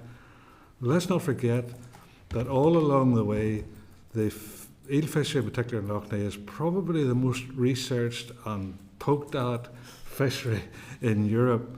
So the data, there's a lot of data there, and there was a time, and it probably still is, that the Lough Neagh is the largest wild lead fishery. The way it was been managed, the conservation efforts that it volunteered beyond the regulations was being lauded, making it as a blueprint to other. And I mean, the eel management plan applicable to Lough Neagh is one of 116 eel management plans across Europe, and we're right up there. So we need our own department to say, right, you've done all right so far, let's see how we take this forward. And there needs to be a better connect and a bit of support if that comes financially. And I'm talking here about the fishermen who are, they're the victims at the end of the day, if that's the right word, in terms of their livelihood. Sorry. So just very finally, just for clarification, if that's okay. So you're really saying that you don't believe the regulations are necessary because circumstances have now overtaken you. Yeah. But ultimately, in a couple of weeks' time, this committee is going to be asked whether or not they agree to these regulations. And I suppose, not that I'm asking you to say one way or another, but obviously that's the position that we're going to be placed in. So I suppose really for clarity, what will the impact be if these regulations are then applied? Realistically, probably, given our current catches at the moment, if this was implemented, say, this year, it would have made no difference. Yeah. But we are fishermen, so hence we are the eternal optimists also. And given the investment we have put into Lough Neagh, and the Lough, as you say, Chairman, is full of wheels and full of eels, there's still a legacy there, and there's still an investment that needs reaped is the wrong word, but looked after and harvested. Yeah. So there will come a day, hopefully, where there will be a substantial catch available on Lough Neagh. Now, if this regulation then curtails that, and it's not future-proofed, that would be a massive problem. Mr. Chairman, if I could just ask Michelle, to answer your question directly about what you would put to the department, the one thing that I would suggest would be, in relation to these proposed amendments, fundamentally these amendments are based on data and decisions that were made in the mid-1980s. Okay? Certainly the data stems from the 1980s, and that's regarded as pristine conditions in waterways across Europe. Probably not in Lough Neagh, because the current situation has been decades in the making, but anyhow, it was regarded as okay. The point that we would make now is, and it's only in the last 3 or 4 years that we have failed to meet these targets, and we have been very positive about it. We consider that it's necessary for the department here to consider resetting those targets, because we're now working in a completely different ecological world on Lough Neagh. It's not right to apply, for example, the carrying capacity in terms of juvenile fish to 30, 40 years ago. The Lough's a different place. It's not right to expect escapement to reach a certain tonnage or a certain mass based on data 40 years ago. Yeah. The message that I would invite this committee to take to Dear is, and there is an appetite for this across Europe, by the way. There are other jurisdictions where this has and is being considered. Is this not a time to reset these criteria, to bring them back more in line with the reality, instead of dealing with history? You understand that? You understand? Is that Michelle? Oh, yes, Thank you. Tom? Chairman, thank you, but the question has practically been answered through William's question, and it was with regards to what impact the Wonder Framework actually has in your operation. Probably little. Probably little. Not in the same way as plants or that. But as I said earlier, we are subject to CITES requirements in terms of animal health records and daily permits and all of that. We've got used to that now, and we've the administrative help to do that. For the reasons outlined in answer to William's question, I honestly think it's maybe not, the recent changes are not going to have a big impact, unfortunately. William has promised me this is just a little one. a I'm not very looking left or short right to anybody else because you've had a very long session. So William, be very kind here, please. If you're able to restock with eels from the UK, it'll make a big difference. Considerable difference. Financially, Yeah. it would be hopefully cheaper. Well, I would immediately say it'd be better for the species, William, because they're not being left in the areas, Bristol Channel or the Bay of Biscay, and they can't make their way onto the headwaters, and they will eventually flounder. That's a loss to the species, and we're all supposed to be trying to recover the species. It also helped the workers that work there as well, to keep that industry alive on the Severn. Because if they die away, nobody's ever going to come back and do that same job again. That's Well, if you're able to do that, it'd be a win-win for the species and yourself. Yeah. Thank you so much. That was that session was much longer than we'd anticipated on the committee, but there was a lot of interest in that. And thank you very much for a really good presentation and for the work you do. But I do think there is an imminent sustainability pressure here. So the committee will be alive to the departmental work that's coming before us. But be sure that the department will have been watching the session today, so they will have heard loud and clear your concerns. So thank you very much for your time. Thank you for the opportunity. Thank you, Chair. Okay, members.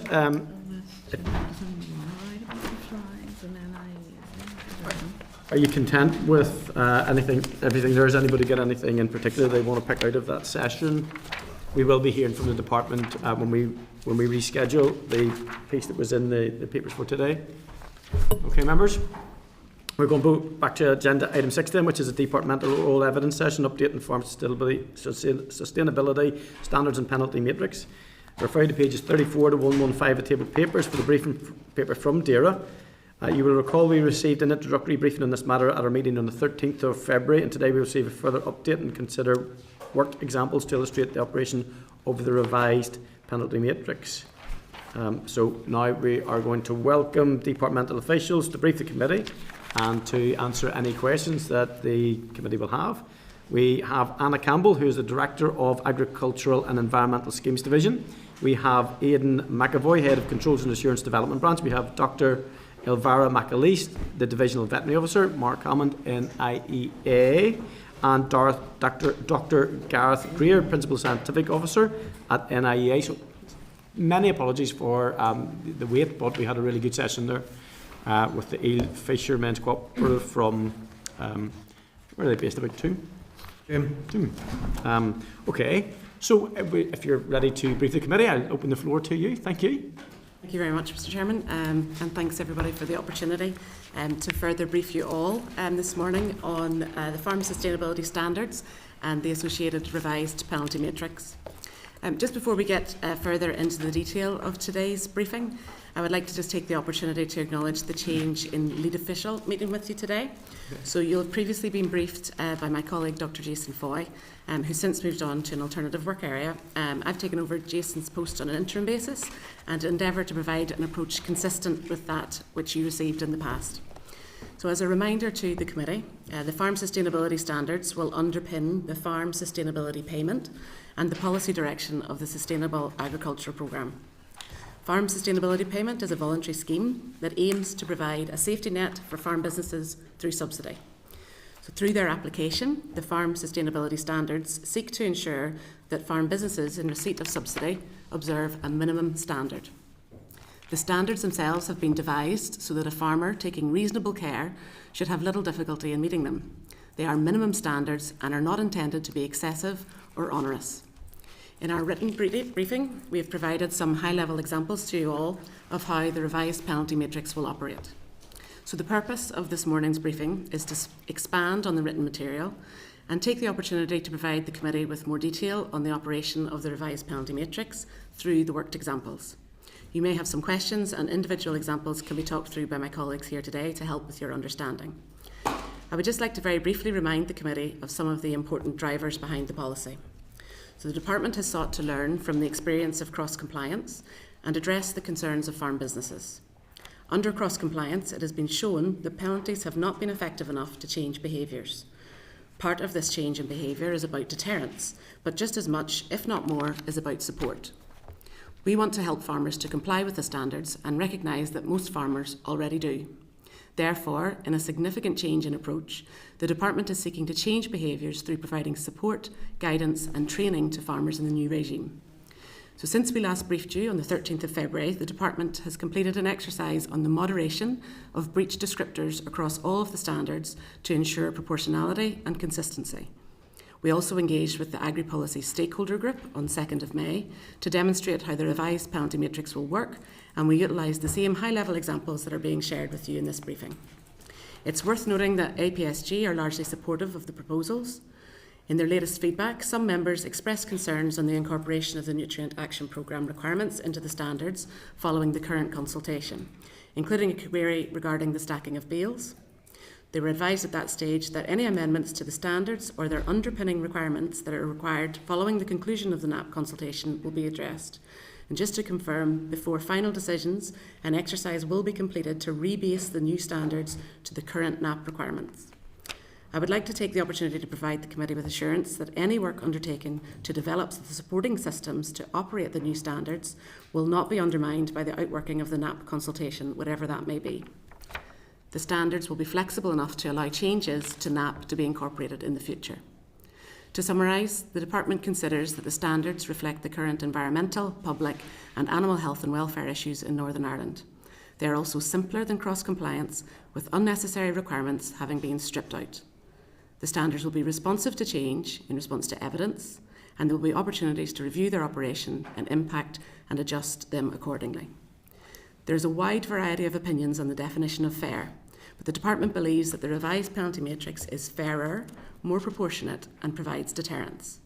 It's also simpler, having removed the complexity of the current regime by discarding factors such as permanence, on-farm, off-farm extent and the intentional negligence factor. The focus instead sits firmly on the impact or severity of the breach and repetition of breach. More severe breaches attract higher penalties, and there is more proportion in the levels of severity across 5 levels rather than the 4 levels under cross-compliance. Overall, the Department considers that significant improvements have been developed from the current cross-compliance regime. In concluding my summary of the topic, it's anticipated that the Minister will make final decisions on the standards and the penalty matrix in June, and so we would again welcome the Committee's views on the subject. My colleagues and I would be happy to answer any questions the Committee might have. You will be aware of the worked examples we provided today as part of the Committee papers, and should you first wish for some of the examples to be walked through today, that can be facilitated, and officials are here to do that. Thanks very much. Thank you so much. Lots of interest. The first question, something that's been thrown at me quite a bit recently, is the lack of access to lessee equipment for spreading slurry, and the fact that the technology might not be there for thicker farmyard slurry. That yes, it works in terms of certain animal byproducts, but certainly in sort of maybe beef farms in particular, or even dairy, that the technology might not be there. So how are we going to ensure that if the technology isn't there to be assessed, that farmers aren't penalised? May I just invite Gareth? Yeah, so that's been addressed through the new NAP consultation that's coming up, and I think he had a briefing last week on the new NAP. It is recognised that new equipment is part of that part of the issue there for that, with the requirements to increase the lessee use. So I think that's following the consultation, the Department will be taking that on board and for the next stage in that. Okay, so the Department has a notice to work at pace if they're expecting farmers to work at pace, to work at pace, to ensure the solutions are in place before they will. Okay. You did say, Anna, there, I looked up at one stage because it was a question I asked Jason. It seemed like an innocuous one at the time, but certainly the department have actually looked at it. So if some farms have limited space for storage, particularly in stacking bales and stuff, and one of the initial proposals was to I think it was 2 bales high and that type of stuff. Some farms have limited space. So has there been any easement in that or any recognition of that? Really, in the earlier versions of the documentation and the drafting of the standards, it was during a period when there's an awful lot of development of other elements and sections of the department being worked forward at the same time. So the stage that we're at now at this point, and the NAP consultation extending, what we're proposing is to do an exercise that realigns all of our standards to the current NAP requirements in advance of final decisions.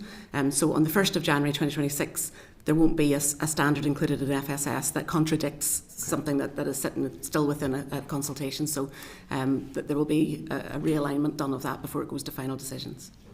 These are slightly more lengthy questions, okay, but I'll get through them as quickly as possible because there's plenty of interest here. So the protection of habitats and biodiversity. To protect nesting birds, farmers must not carry out hedge cutting or removal, scrub cutting or removing or cutting of trees with hedges between the 1st of March and the 31st of August.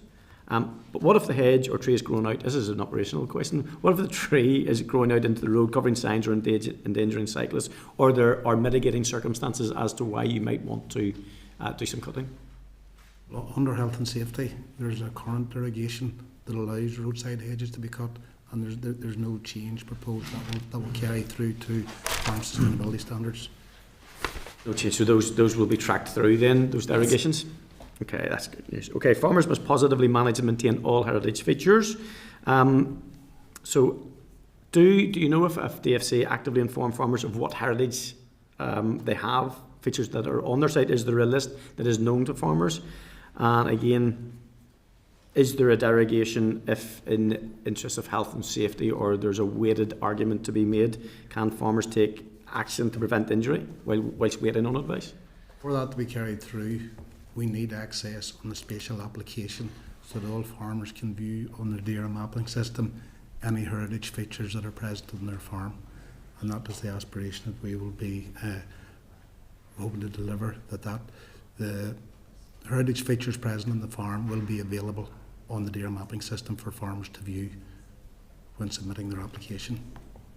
Okay, spatial, okay, yep. That's a current position anyway, is it? Is that something that is well? No, it may not be. But this is in order to have that standard in there and to ensure that that what they're signing up for, that they can view this and be aware that there are heritage features on the land that they're submitting as part of their application, so there can be no misunderstanding that no, I wasn't aware that there was a heritage feature in a particular field. And then in the awareness phase then, will there be any derogation if it is, like for instance, a health and safety issue or something, not necessarily in terms of business, but as far as I'm aware at present, we're still working through some of the detail just of how that is operationalised. The flexibility is there, that we don't have to proceed with something that we can't facilitate through the utilisation of the technologies that supports us at being able to allow that to happen. So for now, that's still included in the draft standards, and then we'll make sure to advise Minister around any of the additional information that he might need in order to make a decision on whether or not it's feasible on the ground. Okay, but thank you so much. I'm going to now go to Vice Chair Declan. Yeah, thanks very much. You mentioned there in your presentation that it was simpler than the cross-compliance arrangements. In what ways would it be more simpler? So one of the most sort of useful simplifications that's been brought in is around the removal of sort of the complexities that include things like intentionality and negligence.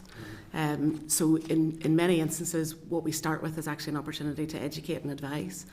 So that in itself is also simpler, that a farm business won't find themselves just immediately stepping into an area where they're going to come across a penalty. There's actually an opportunity to advise them. The actual changes that have been made to the standards themselves have been reduced significantly in number. So a 7 standard system is an awful lot more simple to understand than the 2 varied systems that were running simultaneously through cross compliance. We do know that we've got quite a bit of work to do on actually communicating those changes and providing the information so that they're easily understood by farm businesses. But we think that those processes and the simplification of the matrix itself then allows for better understanding of our customers. And just a point as well, I've been reading through the briefing note there, and I can see how the likes of the Farming with Nature scheme could actually benefit some of the objectives of the new sustainability measures as well. Would that be fair to say? I think what's important to remember is that the standards are the minimum standard that is supposed to be met. The department feels is the appropriate standard to be met by all farm businesses who are in receipt of subsidy payment through the Farm Sustainability Payment Scheme. So it's really important that actually those sort of practices, farm business practices and environmental standards are met in order to support the needs across Northern Ireland. So I would say that they're probably mutually influencing each other. Yeah. Thank you. Thank you. Thank you. Eva? Yes, sorry. Robbie has already asked the question, but I just don't think we got a clear answer about the lessing machinery. So obviously these penalties are going to be put in place for farmers because they have to use them. So if they are unsuitable, does that mean that the farmers are still going to get penalised if they're not able to use them on their ground? As Anna said there, the new requirements for NAP will only come in, following the consultation and if the NAP is approved. So the farm sustainability standards will only be amended as if the NAP is approved at that point. So any of those discussions around when the lessee requirements come in will be subject to NAP requirements. So there'll be no requirements on the farm sustainability standards for anyone to meet those lessee requirements unless it has been approved through NAP. There's another wee one that's I've just actually noticed. I didn't see this when I read through the pack last night, and it's very topical given the amount of wildfires we've seen recently. So there's an element in there around the protection of habitats and birds. It says farmers must not carry out any burning of any land, including upland, scrub, heather, gorse, winter fern, 15th of April to 31st of August inclusive. And then outside this period, no burning should take place if there's evidence of nesting birds, and then farmers must notify DAERA. Is that, just want to know, is that a change, an amendment, an addition, and in wider DAERA work with regard to stopping wildfires, are there connections intra-department in regard to tackling the causes and... Yes. Okay. Yeah. So there is a bit of a change there. The dates will be changed in the standards because the dates will not be aligned to the bird breeding season. The dates that are referred to there are aligned to the Game Preservation Act. So that's why the dates have changed a bit, because the wildfire legislation in relation to burning is within the Game Preservation Act. So that's why the timeframes have changed. There is also an addition there, which is about requiring people to notify DAERA before they light a fire. And that's really to try and encourage an educational piece. So it's not...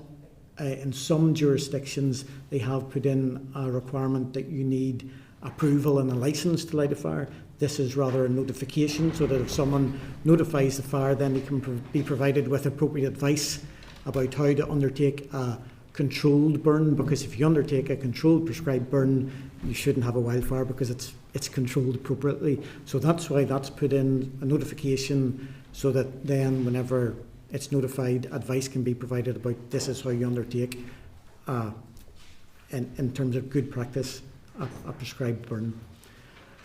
In terms of the wider look at wildfires, the Minister has indicated that he would like the Department to review the burning period. He's already referenced that there was a change in the Republic of Ireland in relation to the burning period, and the Minister has indicated through the Assembly, etc., that that's something that he would like officials to consider.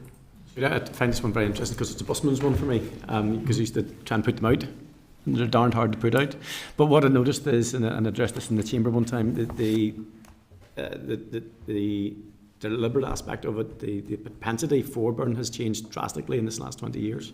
The ease of which it is, and the different impacts of changes that we've made. So, governmentally, Michelle, you'd indicated there. Well, thank you, Chair, and thank you for your presentation. Just in relation to some of the process moving this forward, there's a suggestion that this will be taken forward by negative resolution. Why not affirmative resolution? I'm not entirely sure that I've got a detailed answer of that one in particular, but I can provide a kind of a written response on that. I know that the steps have been taken to just assure ourselves that that it's the correct avenue to take, so I'll be able to provide that to give you that sense of assurance, if that would be useful. It's only because obviously affirmative resolution would permit, you know, a debate in the chamber and allow, I suppose, some of this discussion to be heard and discussed with the Minister directly. Something just to be aware of as well is that the FSP, the Farm Sustainability Payment, and the legislation associated with that, and land eligibility, and then the use of FSS as part of that process will come through as affirmative, so there will be a sense of that coming through for discussion, so that will definitely be seen through the Assembly. Yeah, and it's only because obviously this is the stick, I suppose, in terms of with regards to penalties and so on. I suppose it would be useful from that perspective, but you know, happy to hear back from you with regards to that. Also, you were talking about you'd spoken to the APSG, and you've detailed some of the feedback from them with regards to what we see today, and obviously they raised the issue around NAP and the concerns that they have about them being those standards then being applied at a later date. Were they content with the response that they received, or did they still have concerns? I haven't heard feedback that they have concerns, so at this point they've received the answers on that, and so at this point I'm assuming that they're content. They certainly haven't approached us separately outside of that, and they have the mechanisms by which to do that. So at this point in time we understand that they are content with the response that they've been provided, and in essence you know, any of the concerns that they had raised regarding elements that were subject to the NAP consultation, they have now been resolved by this piece of work that we're going to do to align them before they go through to final decisions. So that's all been resolved. So as we've given the conversations that were had, particularly around Balmoral Show, I suppose, and the level of concern in relation to what was being proposed, I would be surprised if they were happy to basically provide a blank cheque in regard to this. But there's no mention of any concerns with regards to the severity levels or the escalation of penalties. Were the group largely content with those? Yes, they were. So any of the concerns that they'd raised previously about farm size businesses and the application of the penalties were fairly well navigated through an approach that we took to look at kind of smoothing the curve by taking 30% kind of percentile as our de minima, and that allowed us to smooth the curve of escalations, and that was one of the areas that they'd raised concerns with previously. They were largely satisfied with what was presented at the discussion, and I think there's something, you know, it's really important to kind of keep that focus on the opportunity for training and learning, and the simplification of some of this, that actually there's probably quite a lot within this that farm businesses can see as positives, because we've actually been able to simplify the process and remove some of those very common complaints that we would have heard about you know, ear tags and farm businesses that have kind of very quickly gone to a very high level of penalty, and that has all been removed as part of the simplification process. So there's you know, considerable amount of support for those elements, absolutely. I suppose the challenge going forward will be around sort of consistency of application across a variety of sectors, because obviously you're applying the same basic matrix to animal health and also to environmental issues as well. So I suppose it's about, you know, how do you maintain that consistency and sort of set specific criteria to each sector? I think what will be really important is the ability that we have to actually look at these with evidence base and amend them ourselves. You know, that we have the capacity to do that now, and that's what the legislation will allow us to do. And so that process, I think it's really useful, because that's where we can take evidence to show us where an opportunity has to be taken to actually review a particular element that maybe isn't providing the responses that we require, or providing the changes that we're hoping to see. I mean, this is really, for us, it's about trying to help farmers meet the standards. You know, that is the primary aim, and I think the extra level that's included in the matrix and the focus on training, you know, does really illustrate that that's the ambition here. And can I just add that in the development process there was a moderation exercise carried out across all the competent control authorities to ensure that there was consistency and comparability, is the point that you've made, that a breach being applied under water quality, was comparable with something that was being applied under any of the other standards. And that was a useful exercise because it focused people's minds and brought us to an understanding. And yes, in that exercise, some things moved up, some things moved down and aligned. Yeah, because I mean, a note from Annex H, it said water pollution severity classification can be complex, and I suppose it's really, how prescriptive are you in setting the sort of criteria so that there isn't any sort of difference made from one incident to another? Yeah, Gareth, in terms of water pollution, so there's a criteria for assessing the impact of water pollution from any sector. So this goes for outside of agriculture as well. It can be complex, but it goes to identifying whether there's a low, medium or high severity incident, and then once that is decided, that will then transfer across to the penalty matrix as commensurate to whatever the level of penalty would be according to that. So while there's lots of factors taken into account to assess the severity, once that severity is agreed upon, then that is what will transfer across to the penalty matrix. And just finally, with regards to penalties, is there any consideration being given to putting in a maximum cap? It has been considered, and at this point, I think Minister's minded that there will not be a maximum cap. And I think that one of the areas that we really have to be mindful of is that balance between those businesses that are disproportionately receiving a very high payment, and making sure that actually within the process of implementing these standards across the board, that actually farm businesses are not in a position where they can make management decisions to not meet a standard, because actually the maximum penalty is something that is potentially slightly more attractive than the penalties that would be in the alternative basis. And there is a fairly standard practice and approach of, the greater the amount of land that the farm business is responsible for, the greater, I suppose, the burden of responsibility on ensuring that those standards are met, and that's reflective of that. Now, within this whole process, we retain that flexibility that if evidence shows that that's not working as intended or it's not necessary, that changes can be made at that point upon review. And just very finally, just to go back to my initial point with regards to the APSG and whether or not they were content with what the responses they received with regards to their query, are you saying there's an opportunity for members of that group to come back to you again if they have any further concerns? I think they have frequent and regular interaction with the leads of the that actually run that particular group. We're not anticipating anything further from them. They're aware of the deadlines and the dates that we have associated with the timelines, so they know that the next stage was to come here to discuss with yourselves, and then that we'd be moving forward to kind of final decisions with the Minister early June. So they're aware of all of those dates at this point. Okay, but there's still an opportunity if there was something that we needed to take forward and put that to the Minister as extra information, we'll absolutely take that. Thank you. Thank you. Thank you, Michelle. Tom? Thank you, Chair. And just to focus for a brief moment on the farmers not to carry out hedge cutting and removal of shrubs and all of this type of thing from the 1st of March to the 31st of August. If and when this is implemented, what powers do the department then have over someone else, for example, who's not a farmer? Now, let me give you an example. We take a look at the A5 at the minute. At this minute in time, as we sit here, substantial trees are being felled, mature hedgerows are still being pulled out, and there seems to be no concern or look over about the birds are still nesting there and the wildlife and all of that type of thing.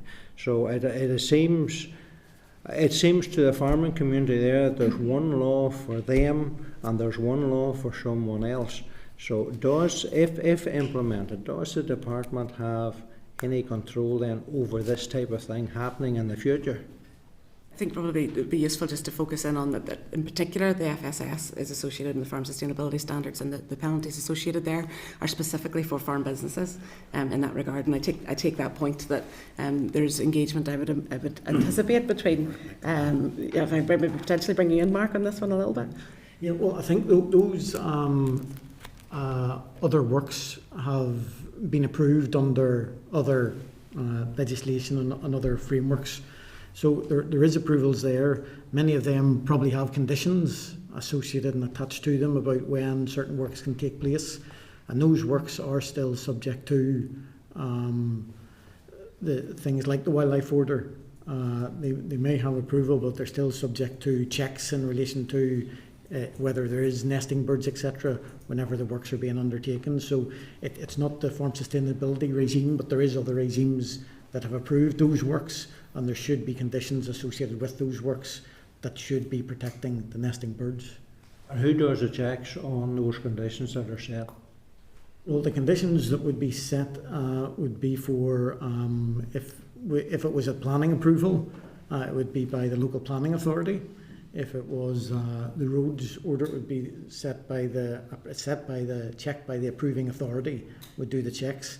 If there is an offence, if there's suspicions that an offence is taking place, then that would be a matter for the PSNI to consider in relation to nesting birds. Okay, so the department are sort of, I feel like, washing their hands of it. They have no part in it at all. But yet there's two different criteria here. There's one for the farming community and there's one for someone else. Well, it's the same time frame. The time frames that are referred in the farm sustainability standards in relation to the bird nesting season, it's the same time frame that's referred to other regimes such as the planning regime, etc. And if you go to the planning regime, often people aren't allowed to undertake works during the bird breeding seasons, the condition that would be put on an application. So the period of time is the same, and it's linked to the same legislative basis of the wildlife order. Thank you, Tom. William? Thank you, Mr. Chairman. I have no issue. I'm a farmer myself, so declare an interest. I've been part in the farm business, but I mean, minimum standards are very good and I think important. But when you look at the metrics, the penalty metrics, in most situations, for all the spin, the penalties are doubled. Right? You did say earlier to one of the members here, penalty that is very, a situation that is very low. There've been opportunities to advise them. In the past, there was a warning letter, but now there's a 1% penalty in a very low situation. So, in reality, the penalties are doubled in most instances. I have no issue with penalties, but I am aware of situations where people, for instance, you have to notify movement of animals within 7 days from your farm, which is all very good. But the person that receives those animals has to verify that they're within the herd within 7 days. I know farmers were fined very heavily for about 8 days, a day outside that regulation, which had no implication whatsoever. That would be my concern. I'll pass to my colleague Elvira in a moment, but just to highlight that in many of the instances, if you recall, the impact and severity of the breach itself is really important, and that has been brought to the fore as part of the development of this. So in many instances, the work that's been done to define the standards and how they're responded to through the matrix is actually really taken into heed exactly those sorts of examples that you're raising, so that they don't automatically jump through up into penalties that are significantly high and maybe outweigh the impact of the actual breach. But I'll pass to Elvira, who can maybe talk you through that in particular, because there's some information additional to that. Yeah, if you're looking at the example that was pulled out here, basically explains the movement of animals moving out of herds, and it's taken into account the size of the herd that these animals move out to. So under the current cross-compliance penalty regime, whether you move out 3 animals or 55 animals, going through the repeat of those breaches, all of those breaches will move up to 15% and will be levied at 15% unless they're intentional. Now, in the new FSS regime, if you are moving out, in the example there, 3 animals and your herd is a cert of 60 animals, you move about 5% of the animals out, that would be a very low breach.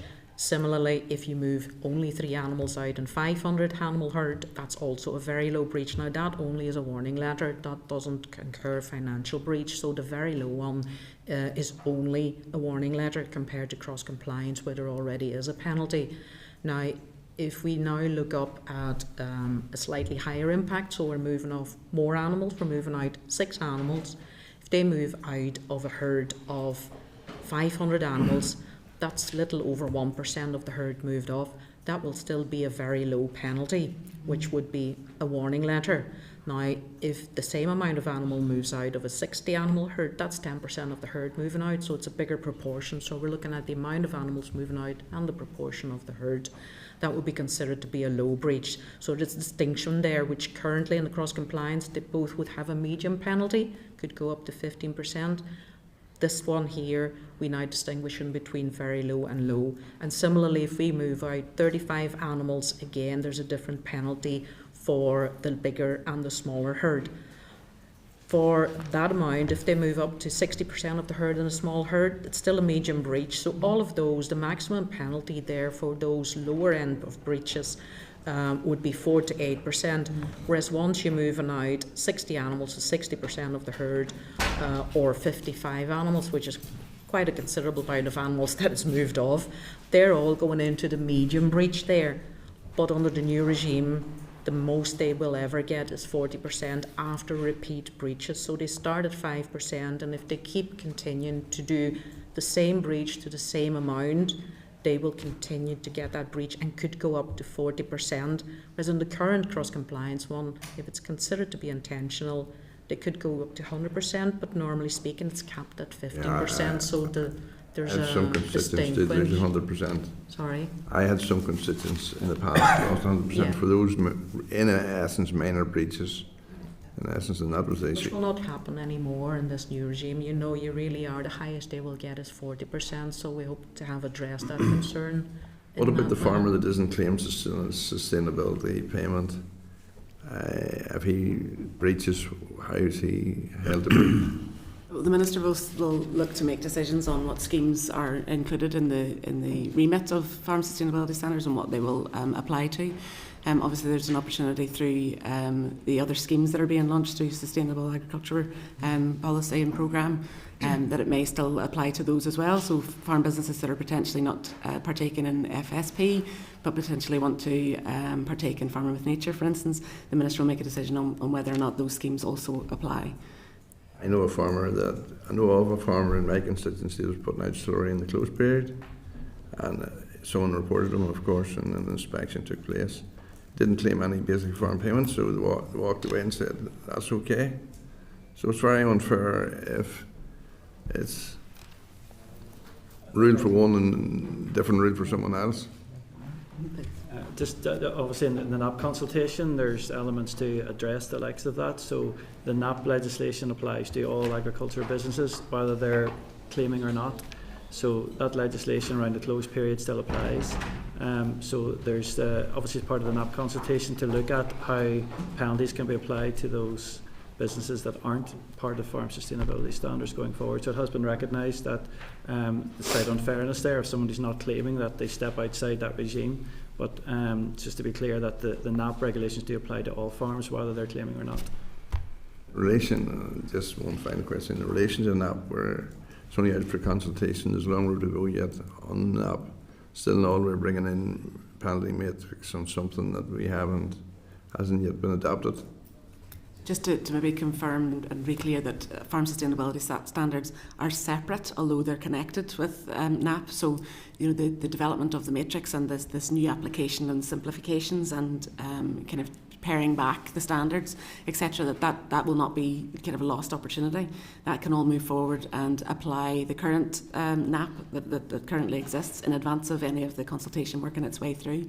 And in fact, it really is an integral part of the farm sustainability payment, and which will provide access to a considerable subsidy amount. And we think it's really important and vital that we actually put together and start to develop the structures that allow us to implement that in advance, and they can be amended at any point that we need to, pending other further requirements even beyond NAP and other areas. Okay.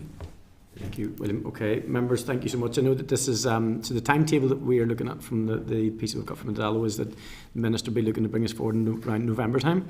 I think you've indicated that there's a date in June then that there's a piece of work to be completed by, but I'm sure you'd be content maybe to come back to the committee at some stage. I would think the committee would be interested in the further developments of this. And just on a final note, there is a growing mood at the moment, particularly in around NAP, where for the first time I'm hearing farmers saying to me they're less interested perhaps in engaging in farm sustainability regimes and payments and stuff. So it's an important moment I think we're in, that we work collaboratively on this, and through the committee, through the department, that we try and ensure that we don't lose the moment to engage everybody positively in regard to this. So thank you very much for your time today. Thank you, members. Thanks, everybody. Okay. Members, we have had quite a couple of quite intense sessions there. I'm going to suggest we take a 10-minute comfort break, if that's okay, and then come back. But I do want to start at 12:30 sharp. I'll be leaving at 10 to 1, Chair. Yes, you do. Sure, thank you. Okay. So on a 12:30 start again sharp, guys, if you're minded. Thank you very much. Committee Room 21. Sound.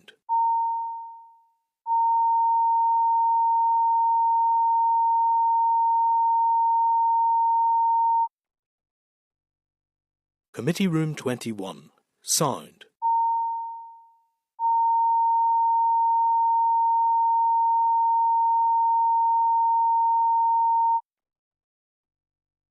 Committee Room 21.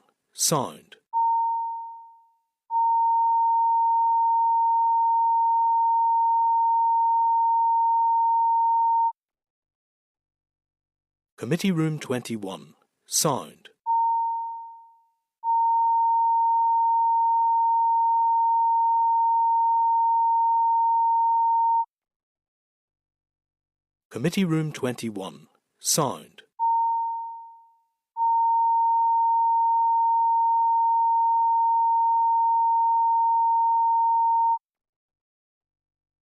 Committee Room 21. Sound.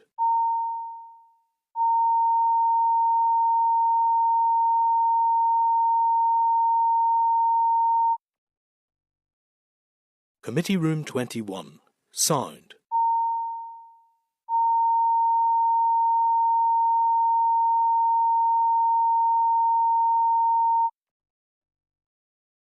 Committee Room 21.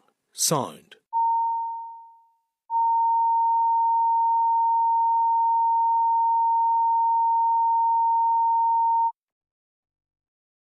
Committee Room 21. Sound.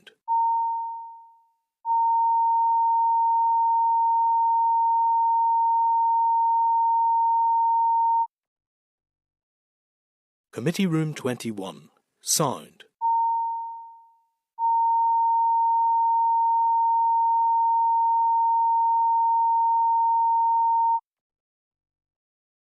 Committee Room 21. Sound. Committee Room 21. Sound.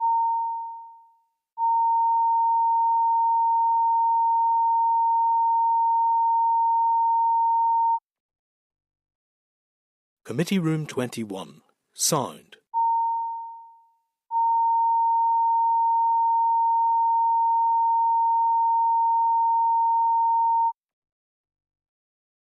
Committee Room 21. Sound. Committee Room 21. Sound.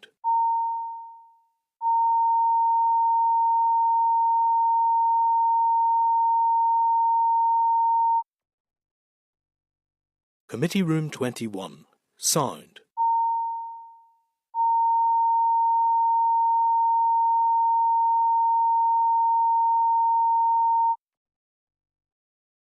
Committee Room 21. Sound.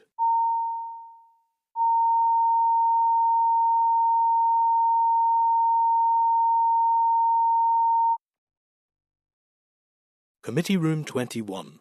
Sound.